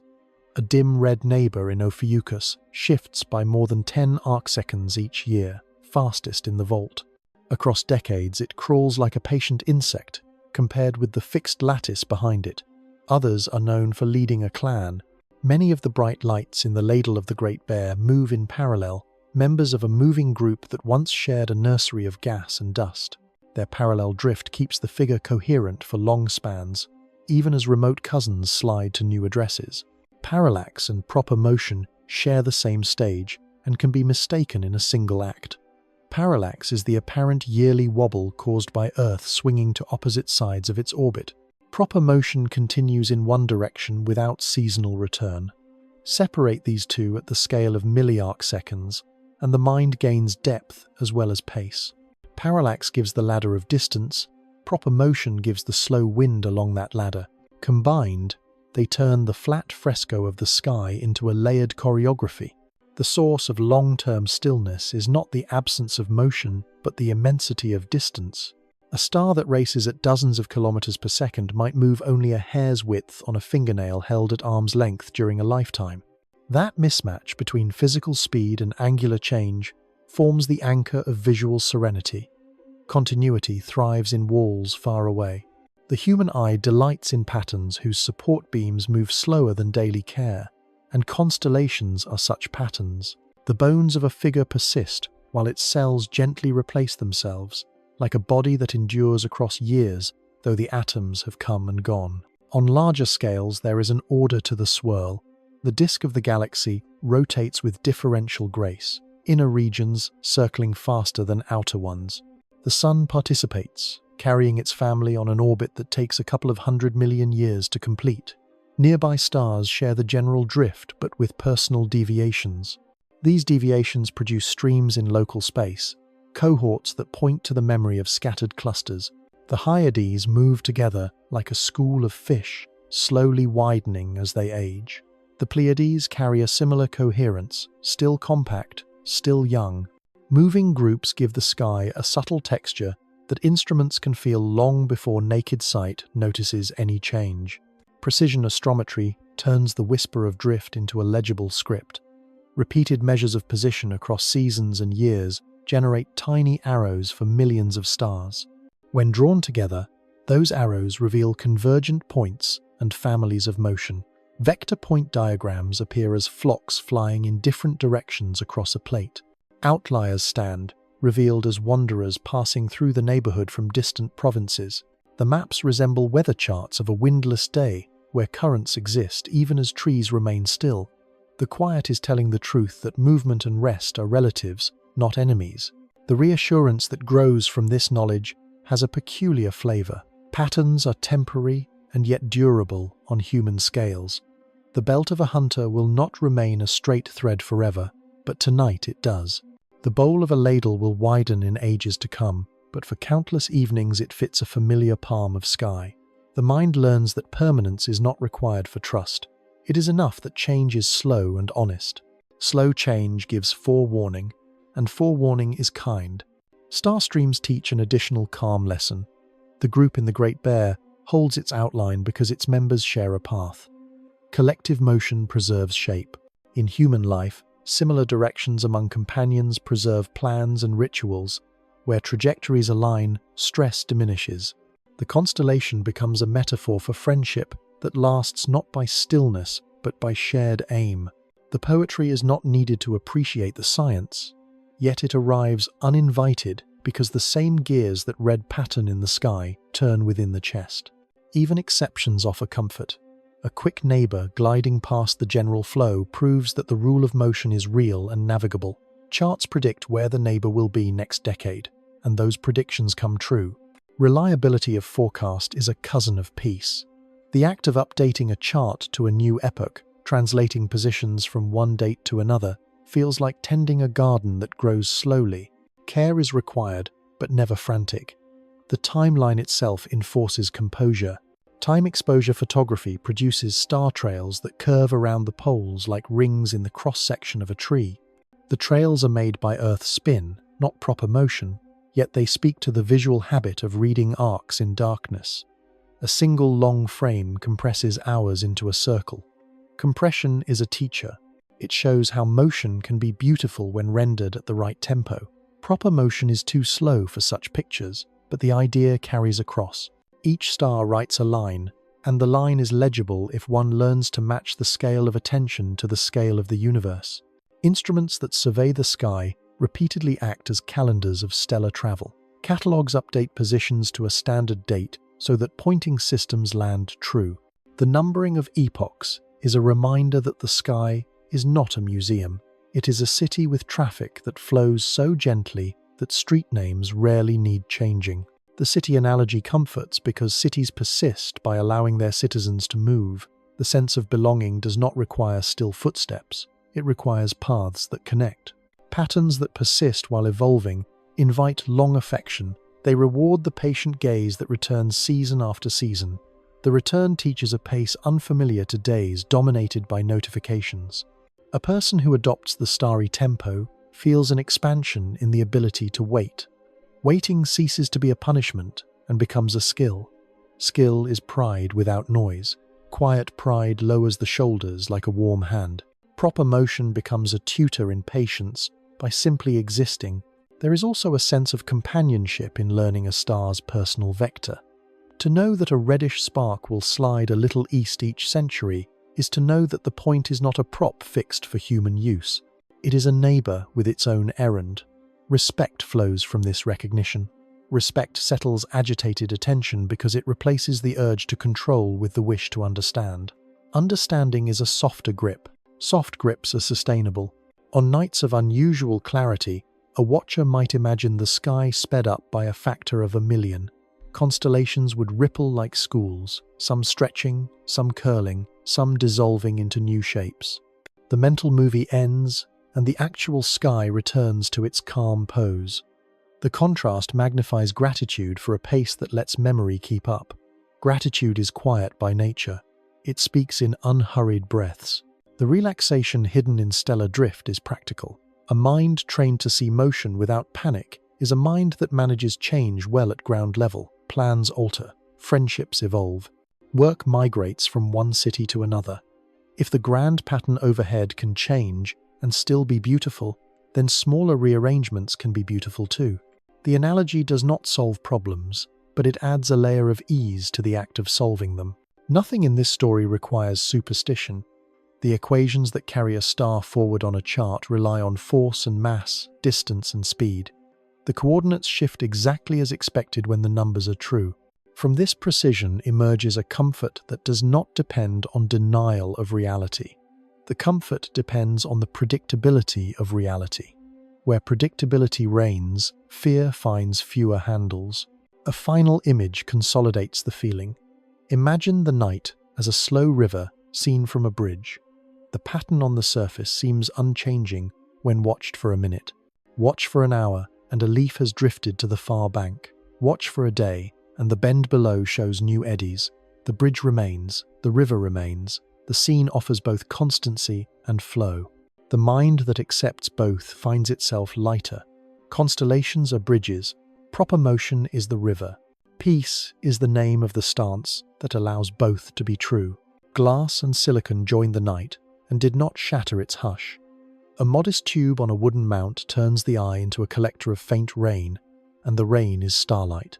Each photon enters, bends through curves polished to a patience that took hands months to learn, and lands where a retina or a sensor waits. Magnification does not merely enlarge.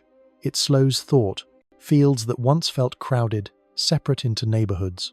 A bright primary resolves into a family of points, and each lane between them is a corridor where attention can walk without hurry. Binoculars are the gentlest bridge between skin and sky. Their wide field keeps the skeleton of a figure intact, while lifting haze from dimmer companions.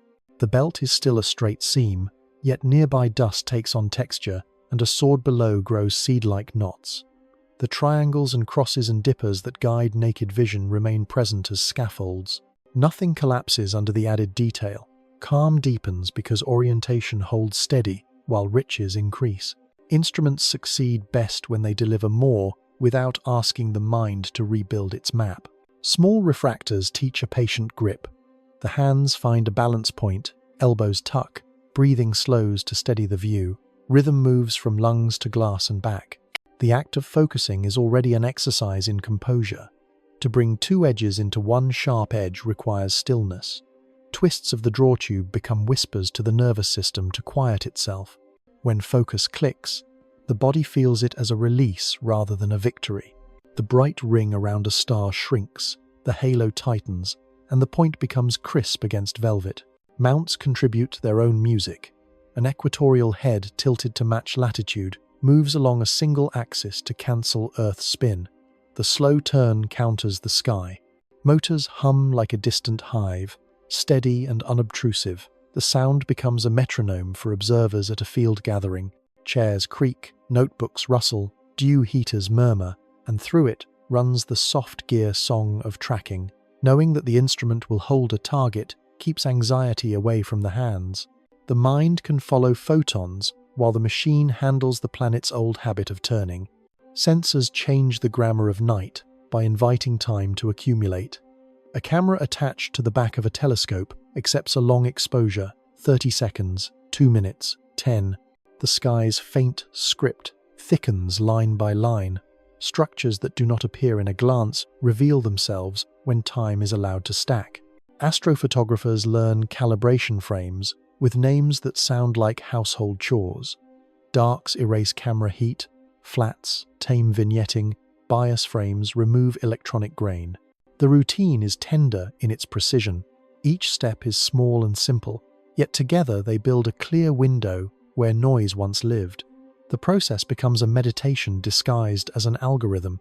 Narrowband filters give night a sculptor's chisel, hydrogen's red breath, oxygen's aquamarine pulse, sulfur's deeper crimson can be separated and combined. In places where urban glow overwhelms grey continuum, these filters open a secret channel.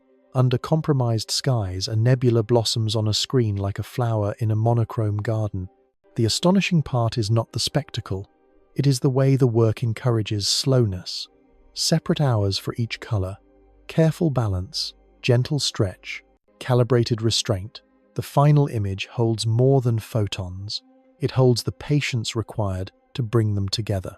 Spectroscopy takes calm into the fine grain of light. A slit, a grating, a detector, and the star splits into a barcode of lines. Calcium marks here, hydrogen there, sodium in another register. The code answers questions that would otherwise breed restless speculation: temperature, gravity at the surface, the presence of wind, the speed of approach or retreat. Each becomes a measured thing. Measured things settle the mind. There is relief in seeing motion written as a small tilt in a line, and in letting that tilt become a number. The relief does not chase away wonder. It feeds a quieter form of wonder that enjoys knowing and still enjoys looking. Radio dishes ignore clouds and darkness and listen where eyes cannot. The Milky Way's hydrogen whispers at a wavelength a person could stretch across a folded map with a fingertip. Sweep the dish side to side and log the strength of that whisper, and the spiral structure of the galaxy emerges from the ledger. No glitter reaches the observer, yet the act of tracing an arm with numbers has the same tempo as tracing a constellation with eyes. Repeatable sweeps, small increments, steady attention. Both practices make patterns by accumulation, and accumulation is the art most compatible with calm. Infrared instruments reveal warmth behind curtains of dust. Star nurseries glow at these wavelengths. Regions that look like black patches to the eye become luminous plains. The psychological effect is curious. Where darkness once sat opaque, a hidden landscape appears. The transformation is not thrilling in the way of fireworks. It is more like finding a door in a hallway one has walked for years. Passing through, the walker discovers rooms arranged with care. Surprise without jolt is rare. Infrared observing provides it, and the body responds with gratitude rather than adrenaline. Adaptive optics and space telescopes reduce the twinkle born of air. The removal of shimmer can feel clinical if the image is judged by novelty alone. Yet the steadiness brings its own relief. Fine double stars separate cleanly. Planetary disks sharpen. The cores of globular clusters resolve into innumerable suns. Clarity frees the mind from guessing. Guessing is labor. The reduced labor makes space for the slow pleasure of counting faint companions or watching a storm oval drift across a gas giant's face during an hour of tracking. Time itself becomes the spectacle. Drawing survives in the age of sensors. An observer sits with a pencil and a dim red lamp, letting the eye move between eyepiece and page. Lines suggest positions, smudges suggest glow, tiny dots mark field stars in their exact arrangement. The sketch preserves orientation in a way no photograph can for the person who drew it. Muscle memory and visual memory braid. Many report that the quiet felt during sketching returns more easily on later nights. The hand taught the eye how to look, and the lesson remains in the wrist. Logs become a parallel sky made of dates and sentences. Writing down seeing conditions, magnifications, and impressions organizes experience and reduces the amnesia that sometimes follows late nights. Organization is kindness to future attention. When past observations can be retrieved with ease, the mind does not waste energy rummaging. It arrives at the next session with a feeling of continuity. Continuity breeds serenity because it removes the fear of starting from zero. At gatherings where fields bloom with tripods, quiet spills through crowds despite the number of people. Red lights bob like fireflies, laughter is muffled, instructions are murmured. Each station performs its ritual, and the sum becomes a communal stillness. Sharing views does not break the spell. It extends it. A whispered look at this cluster, or wait for the shadow on the moon's limb, becomes part of a collective rhythm. Social chemistry adds oxytocin to the mix, smoothing edges on the mind that solitary observing cannot reach. Calm spreads not by isolation but by harmonized attention. Even small obstacles become part of the cadence rather than irritants. Dew forms, heaters hum, a lens fogs, cloth wipes sweep in gentle circles. A cable tangles, fingers detangle it without hurry. A gust of wind nudges a mount, the system settles, guiding resumes. The absence of rush is contagious. Instruments insist on method, and method insists on pace. Pace, once accepted, carries observers like a slow river, carries leaves toward a bend where reflections deepen. There is a humility to the best tools. They aim for transparency. A good finderscope disappears as the main instrument centers the object. A well-balanced mount becomes an invisible partner. A camera that drops noise so low it barely whispers leaves the screen to speak for the sky rather than for the sensor. The goal is not to showcase engineering for its own sake. It is to remove friction between light and attention. When friction is low, the mind slides into a receptive state with little resistance. The most relaxing truth about technology under stars is simple. Tools extend senses without replacing the reasons those senses seek the sky. Glass lends reach, silicon lends memory. Algorithms lend patience when human stamina would fail. Yet the essential posture remains the same. A person looks outward, waits, and receives. The reception arrives at a rate set by nature. If the target requires hours, hours are given. If the air is unsteady, magnification is lowered rather than argued with. Equipment teaches cooperation. Cooperation makes a wiser calm than conquest. When dawn begins to lift the charcoal from the east, instruments are capped and packed. The field returns to grass and dew. On screens and in notebooks, night lingers as starry arcs, nebula folds, and neat columns of figures. Those souvenirs are quiet in the way, pressed leaves are quiet. They do not shout. They keep a season on a shelf. The next clear evening, the process will begin again with the same unforced pace. Every photon accepted by glass was first a journeyer's mile in space. The respect paid to each mile is measured not in exclamations but in minutes of careful attention. That attention, multiplied by optics and sensors, becomes stillness a person can carry back into the day. Glow gathers where people gather. It climbs from windows and billboards, from parking lots and glass towers, from stadiums and ports, and then it spills into the air like a mist made of scattered photons.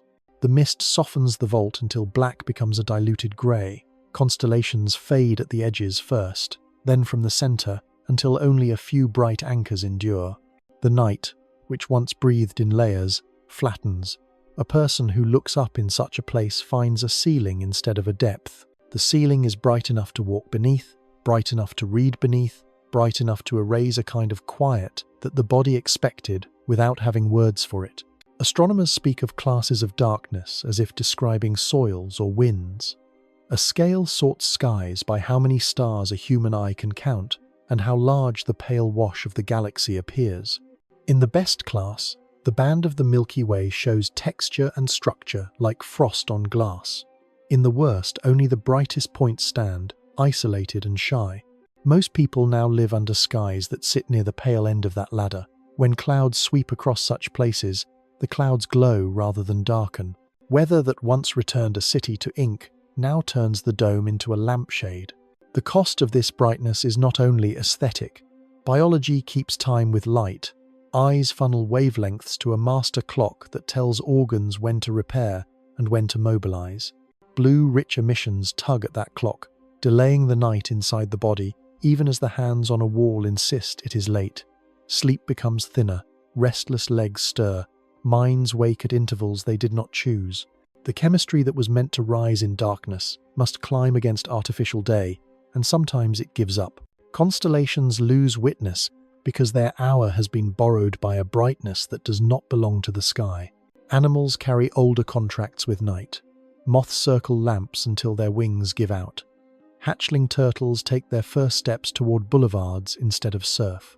Migrating birds strike mirrored walls because the wandering glow invites confusion. Even trees along avenues fail to understand the season when autumn cues are washed by perpetual dusk. Each of these small tragedies has the same cause: a map of darkness rewritten without consent. Constellations once served as part of that map.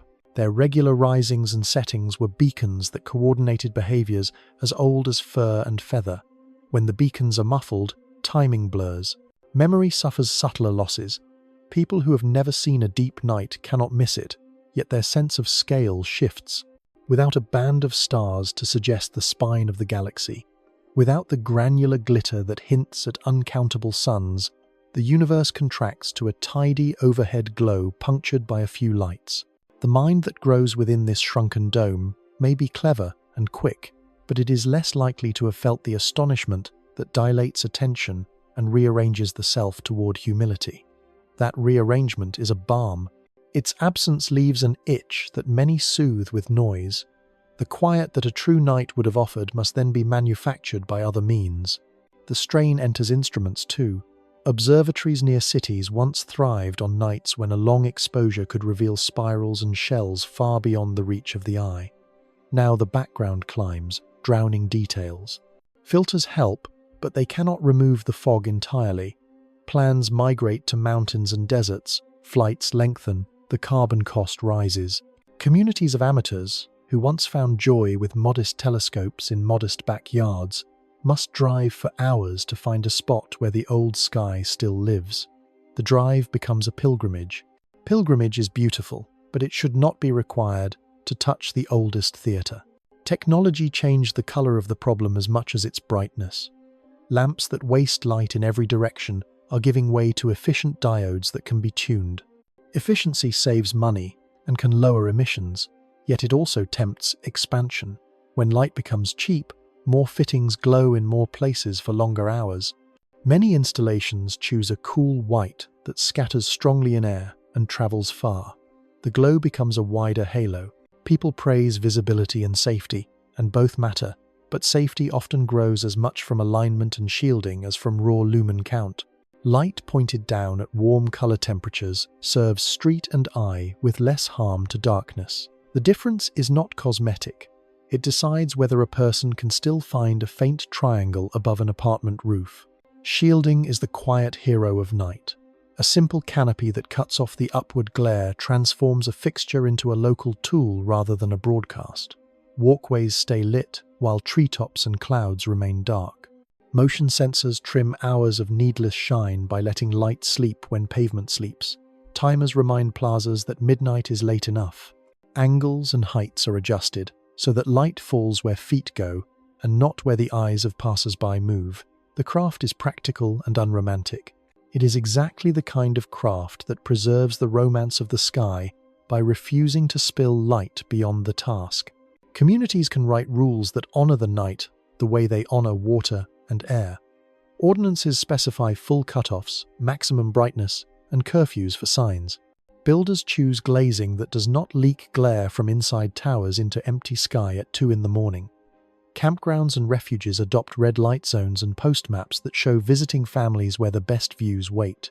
Schools hold nights of star counting as seasonal rituals. Children compare numbers from different neighborhoods and see in their own notebooks the gradient of loss. Awareness ceases to be abstract. It becomes a tally you can hold in your palm. There are sanctuaries for darkness. Parks and reserves win recognition for skies that still hold the old abundance. Visitors arrive with blankets and thermoses, or with cameras and mounts, or with nothing but a wish. Voices lower of their own accord. A ranger lifts a hand and names a pattern. Gasps ripple like wind in grass. The experience does not depend on rare objects. It depends on the amplitude of silence and the depth of black between points. The reserves operate the way a library operates. They keep a resource available, not because it makes profit in the moment, but because it grows citizens who can imagine beyond their street. The economics of better night are friendly. Systems that dim after rush hours save money. Fixtures that last longer because they are not overdriven save maintenance. Insurance claims drop when glare no longer blinds drivers and pedestrians. Wildlife rebounds in pockets where darkness returns. The ledger reinforces the ethics. Both point to the same action: right light, right place, right time. The slogan is simple enough for a notice board, and simple is what towns need when choosing between glossy catalogue promises and the older promise of a sky that calibrates clocks inside heads. Art can join the effort without scolding. Designers stage evenings where lights are turned off block by block, revealing not only stars but architecture that looked harsh under floods and now looks gentle in shadow. Musicians play in squares lit by candles and warm, low lamps. Markets try an hour of night shopping under minimal glow and discover that conversation changes tone. The sky looks back with gratitude that no one can measure, yet everyone feels in the shoulders. These trials become traditions because they feel good on the skin and in the lungs. Traditions travel more easily than lectures. There is a social justice curve bending through this subject. Affluent districts invest in better fixtures and in planting that shades light. Poorer neighborhoods inherit the glare of cheap lamps installed too high and too white. Children who would most benefit from the free astonishment of a dark sky are often those who see it least. Fairness demands that the craft of good lighting travel to every corner. When it does, the rewards do not require translations. Sleep improves. Streets feel safer because eyes are not dazzled.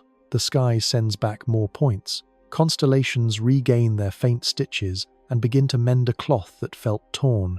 Satellites add a new layer to the story. Strings of moving points now cross the dusk in trains that draw the eye away from still patterns. The goal of communication is real and wide-reaching, and the devices can be painted and designed to reflect less. Agreements can place orbits that avoid the richest evening hours for a region. The tools that have stolen parts of the night can be taught manners. Teaching technology manners is one of the signature skills of a species that fills the dark with inventions. The most intimate loss under urban glow is not the absence of a particular cluster. It is the quieting of a ritual once available to anyone who could walk outside and look up. The ritual cost nothing but attention. It competed with no one. It was owned by no brand. It taught patience and scale. When that ritual goes, a small teacher goes with it. The lesson can be restored. Shields can be added. Spectra can be warmed. Curfews can be tried. Parks can be protected. Families can reclaim 10 minutes after dinner to stand in the yard and look for a shape that was visible even before bread was common. Recovery is slower than loss but richer. When a street replaces harsh lamps with thoughtful ones, an evening comes when a resident glances up and notices a faint third point between two old friends. The resident smiles without knowing why the smile feels so deep. The reason is stitched into the species. Darkness is a medium in which the mind can loosen and widen. Constellations are threads that give the widening a path. When the medium returns, the threads can be found again. The lullaby has verses that were not forgotten. They were only drowned for a while. Lower the noise, and the song is there, steady as north and as soft as a hand guiding a child's gaze to a bright corner of sky. New tools arrive with quiet ambitions. They hope to widen seeing without narrowing wonder. In a home dome that inflates like a pale shell, a projector spills a true sky with a precision that weather cannot cancel. A child steps inside and watches a season sweep overhead in a minute. The speed is gentler than a ride and slower than a clock. Hands lift, fingers draw lines, and the lines respond. Constellations teach themselves with a glow that never chills the air. Later, the same child walks outside and recognizes the real curve above the roof. The transition feels like stepping from a rehearsal to a stage where the script is still the stars. Virtual skies do not have to invent brilliance to be useful. They can simply promise consistency. A headset shows the exact phase of the moon for any date. It shows the path of a meteor shower at the hour it will peak. It displays the light of a star as it appeared in a century long gone, which makes history a present tense for a few minutes. Calm grows from the trust that what is promised will appear, even if clouds gather outside. Trust is a softening agent. A body that trusts can relax before the show begins. Artificial intelligence stitches a new kind of atlas. It learns the brightness profile of the horizon from a balcony, the latitude from a phone, the season from a calendar, the size of a person's hand from a quick calibration. It then proposes an evening path that fits all of these facts. The path is not a list of hard targets. It is a sequence of easy wins, a triangle to begin, a dipper to find north, a belt to hop toward a bright eye in a V. The plan adjusts if birds are loud or if sirens briefly raise arousal, an audio track lowers, quieter objects are postponed, a simple asterism returns. The guidance is not a boss. It is a companion that values softness over showmanship. Exoplanets add a philosophical dimension to the map. Hundreds of stars now carry marks that say, "Here a world tugs on its sun," or "Here a world briefly dimmed its light." The points of light cease to be points alone. They become addresses where gardens might exist, where storms have shapes unfamiliar to anyone born on Earth, where seas reflect moons that never rise here. The mind expands its space for quiet as it contemplates other horizons. A constellation is no longer only a drawing. It is a roster of neighbors with weather and geology and the possibility of listeners. The roster is soothing because it replaces isolation with context on a vast scale. Spectacles can be gentle. A dome can fade a galaxy into view slowly enough that the first hint is a suspicion rather than an announcement. Suspicion calls attention in a kind way. The viewer leans forward without strain and watches as the suspicion confirms itself. The same mechanism can reveal the temporary disappearance of a star when an asteroid passes in front of it. For a few seconds, the light goes out. Graphs show the dip. A thin figure is derived from that dip and drawn in the air with pale lines. A piece of rock that would be unknown in another age gains contour. Knowing reduces worry that the dark holds chaos alone. It holds shape too, and shape is friendly. Cities can adopt ceilings made of stars at human scale. Public spaces can be lit with warm lamps that step back at night to let a simulated Milky Way bloom overhead. The bloom would be visible without pitching the square into unsafe dimness. The pattern could shift with season, teaching passers-by the slow exchange between constellations and the Sunday. Children would grow familiar with a band of light they might not otherwise see. The public ceiling would serve as both art and memory.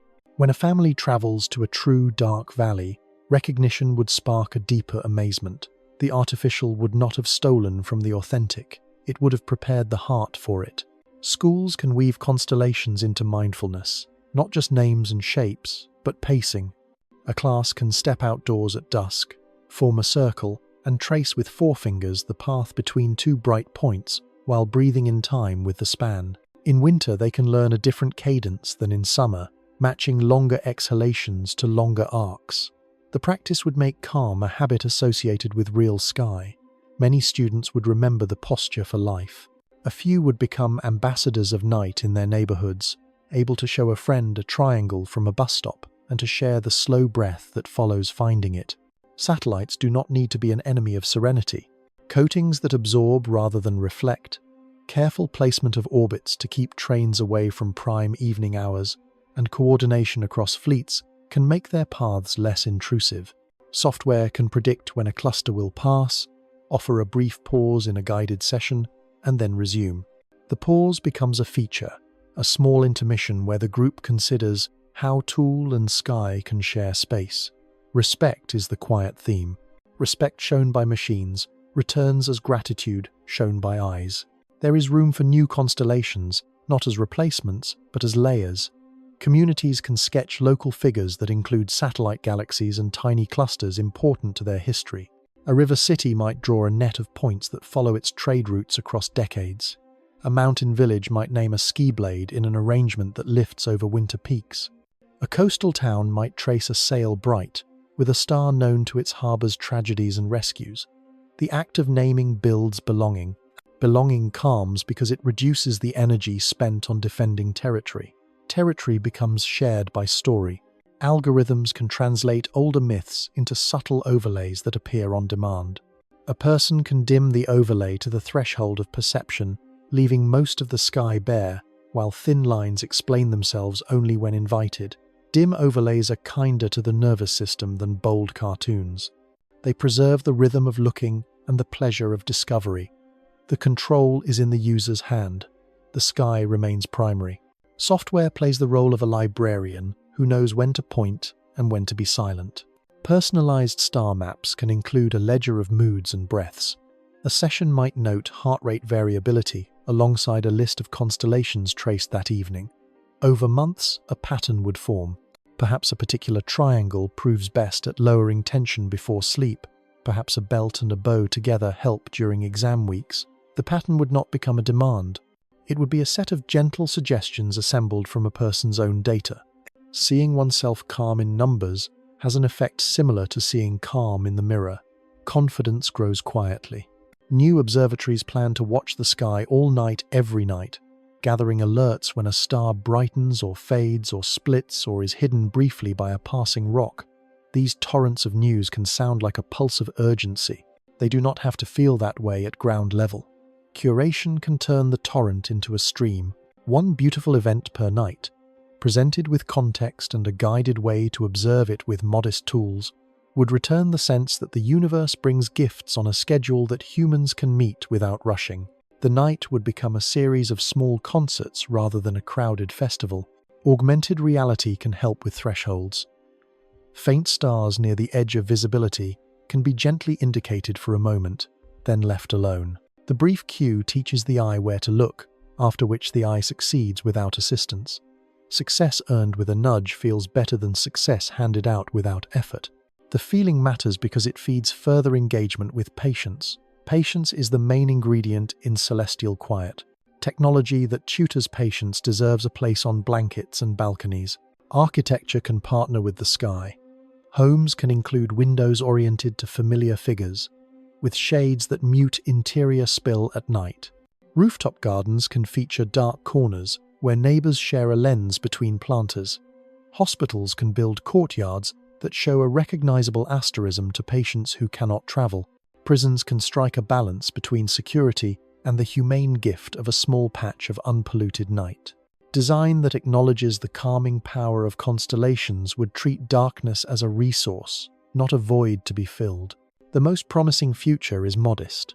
It asks for cities that dim without losing safety, for schools that teach the pace of stars as a form of literacy, for software that listens to human comfort more than it listens to novelty, for space industries that consider sky as a commons, for families who agree to step outside most nights, even for 5 minutes, and complete a familiar map with their eyes.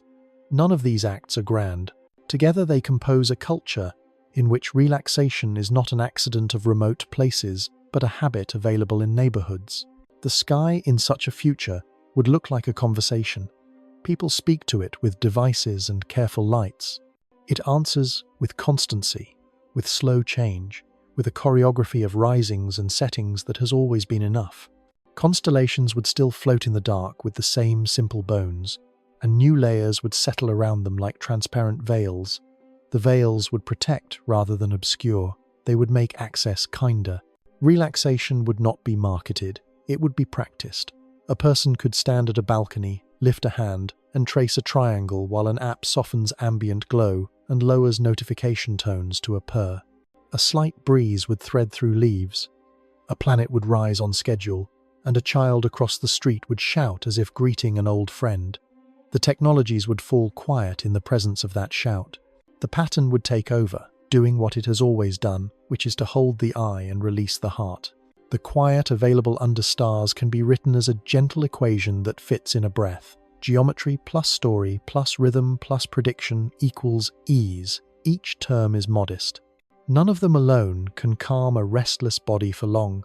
Together they form a lattice that supports a human being in the presence of a vastness that might otherwise overwhelm. The lattice is not imaginary in the trivial sense, even though some of its lines exist only in attention. It is practical architecture built from the simplest materials the mind knows how to handle. Geometry is the first beam. Points become segments, segments become figures, and figures become paths for the eye to travel. The lines are not drawn in ink, yet they hold as surely as a trail holds on a hillside. The eye moves along them, and the body follows with slower breath. The pace is set by angles and distances. Acute corners sharpen attention just enough to keep the mind present. Broader bends lengthen exhalations. A triangle asks for a certain timing, a quadrilateral asks for another. This is a grammar not of words but of spans. When the gaze completes a lap around a figure, the cycle inside the chest echoes it. Composure grows from that echo. Story is the second beam. Names offer a social warmth that geometry alone cannot supply. To call a group of stars a lyre, or a swan, or a scorpion, is to place it in a narrative where generations can meet. The label is not only a memory aid, it is a means of belonging. A person who can whisper the name to a companion and see recognition return feels less alone under the night. Loneliness tightens thought. Connection loosens it. A figure that carries a tail invites a small family to form around it in any field or on any balcony. The tale can be ancient or recent. The effect is the same. The lines acquire a heartbeat. Rhythm is the third beam, and it lives everywhere in this practice.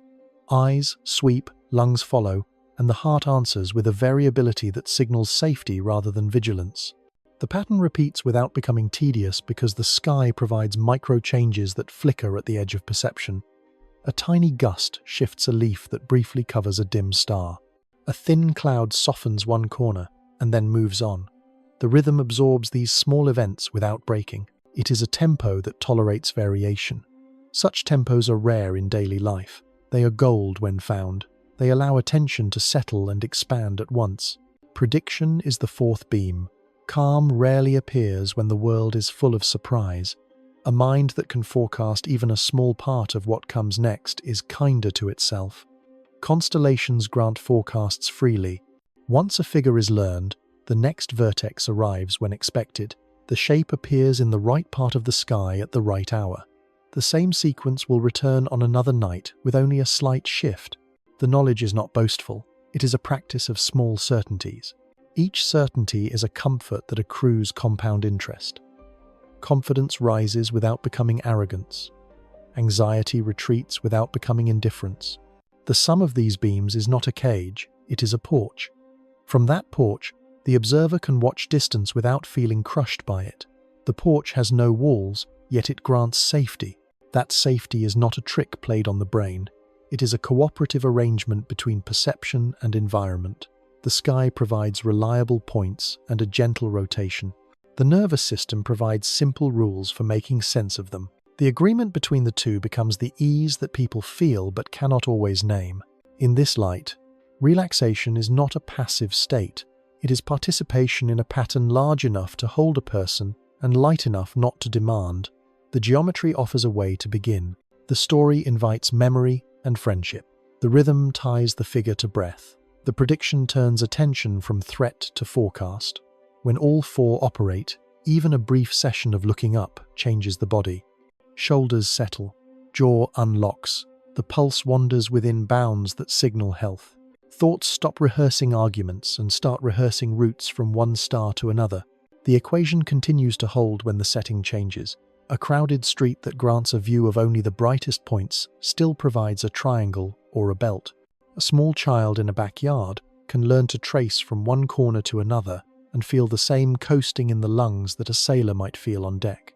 A student at a window can rest the eyes on a single bright point and imagine the path to its companion just out of sight. The imaginary segment is enough.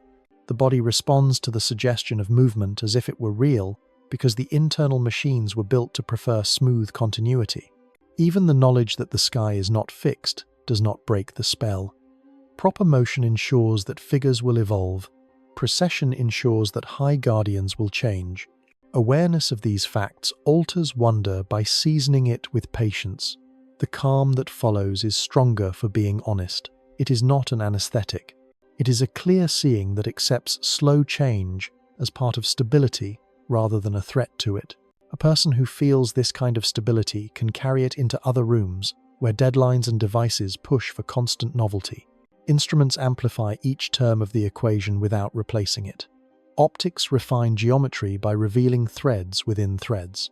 Sensors allow rhythm to extend across minutes or hours as faint light stacks into visible structures. Software can increase prediction by modeling where a meteor stream will crest or when a planet will kiss the edge of a moon. Yet the equation still begins with the naked eye tracing a path in the dark. Technology succeeds most completely when it guides the hand back to that simple act. There is a kindness in how readily the equation can be taught. It asks for almost nothing: time, darkness, and a little patience, a name or two to place on a frame, an encouragement to move the eyes slowly, a reminder that the figure will return if not tonight, then soon. In families, this lesson can become a small rite. In classrooms, it can be a short practice that opens or closes a day. In hospitals, it can be a window moment that steadies breath. In prisons, it can be a humane allowance that helps people remember they are part of a larger world. The reach is long because the materials are common. The mind that learns to compose these 4 terms discovers something else as well. The same lattice appears in other disciplines. Music relaxes when it offers clear motifs, steady tempo, and phrases that resolve as predicted. Walking a familiar trail relaxes when the switchbacks are known, when a story attaches to a bend, when the climb has a rhythm, when the view at the top can be imagined on the way up. Reading relaxes when chapters arc toward expected turns without losing surprise, when themes recur, when cadence guides the eye, when the finale can be sensed without stealing awe. The equation is not property of the sky. The sky happens to be the oldest teacher of it. A final truth softens even the sternest day. Ease gained this way does not require a perfect night. It can arrive through cloud gaps or city glow. It can inhabit the smallest window on a rainy evening when only one bright point peeks through. The equation scales down as gracefully as it scales up. It fits a 10-minute break as well as an hour on a field. It belongs to people who own lenses and to people who own only their attention. In that universality lies a comfort that no product can monopolize. When eyes close after such looking, remnants of the pattern continue behind the lids. The imagined lines replay. The body remembers the timing. The chest breathes a little slower, as if meeting the path again in the dark. Sleep comes easier. Or, if sleep is not wanted, the return to tasks carries a residue of order that takes the edge off urgency. What was tangled gains a corner to pull. What was noisy gains a tempo. The equation stays solved for a while. If a phrase must be kept for moments when words help, let it be this: draw a line, tell it a name, breathe with its arc, trust its return. The mind learns quickly on such instructions. It does not need to be convinced that the night is good. It only needs a way to meet that goodness and take a portion of it inward. The sky has always offered the portions freely. People have always had the capacity to receive them. The gentle equation proves it by working in any language, in any season, on any shore, wherever a person can lift a face and find even a single point of light. Night keeps its counsel while people sleep. Above roofs and fields, the old figures proceed without applause. A fox crosses a lane, a train glides through a valley, a tide folds into itself and returns. Somewhere, a parent carries a drowsy child indoors and forgets for a moment to switch off the porch lamp, and still the stars keep their patient watch. This indifference is not cold, it is mercy. It means that a missed evening can be repaid, that the path will be there tomorrow, that the lesson waits without penalty. Dreams inherit faint traces of the sky. A staircase becomes a ladder of points. A hallway bends like a crescent. A window opens onto a scatter that organizes itself as the dreamer breathes. Waking, the person pauses before speaking and notices that calm is closer to the surface than it was yesterday. A small reserve has been stocked. The day will spend it. The night will refill it. The exchange is ancient and not subject to fashion. In the late hour before dawn, when streets are at their emptiest and barns are at their quietest, the constellations slide toward the west with a confidence that is never hurried. Their departure teaches what their arrival taught. Beginnings and endings have the same texture when attended with care. The final arc of a familiar figure offers a bow before the sun lifts the color back into the world. The bow is gracious and shy. It needs no witness to be complete. Morning arrives with birds that learn their roots by listening to fields in the sky, as well as fields on the ground. People rise and enter the clockwork that sunlight requests. The memory of the night lingers like the taste of cool water. It is not dramatic. It makes no claims. It simply steadies the hand that turns a key, the voice that answers a question, the gaze that meets another gaze without flinching. What was gathered in darkness finds work in daylight. The invitation remains simple and cannot be improved. Step outside when the air is kind. Choose a bright point and let the eye draw a line. Breathe until the line is a path and the path is a quiet. Trust that the quiet will come. Trust that it will go. Trust that it will return. The sky will be there with the first clear night, and the equation will solve itself again. Close the door. Sleep. The universe keeps the porch light low and waits. End of script. Sweet dreams.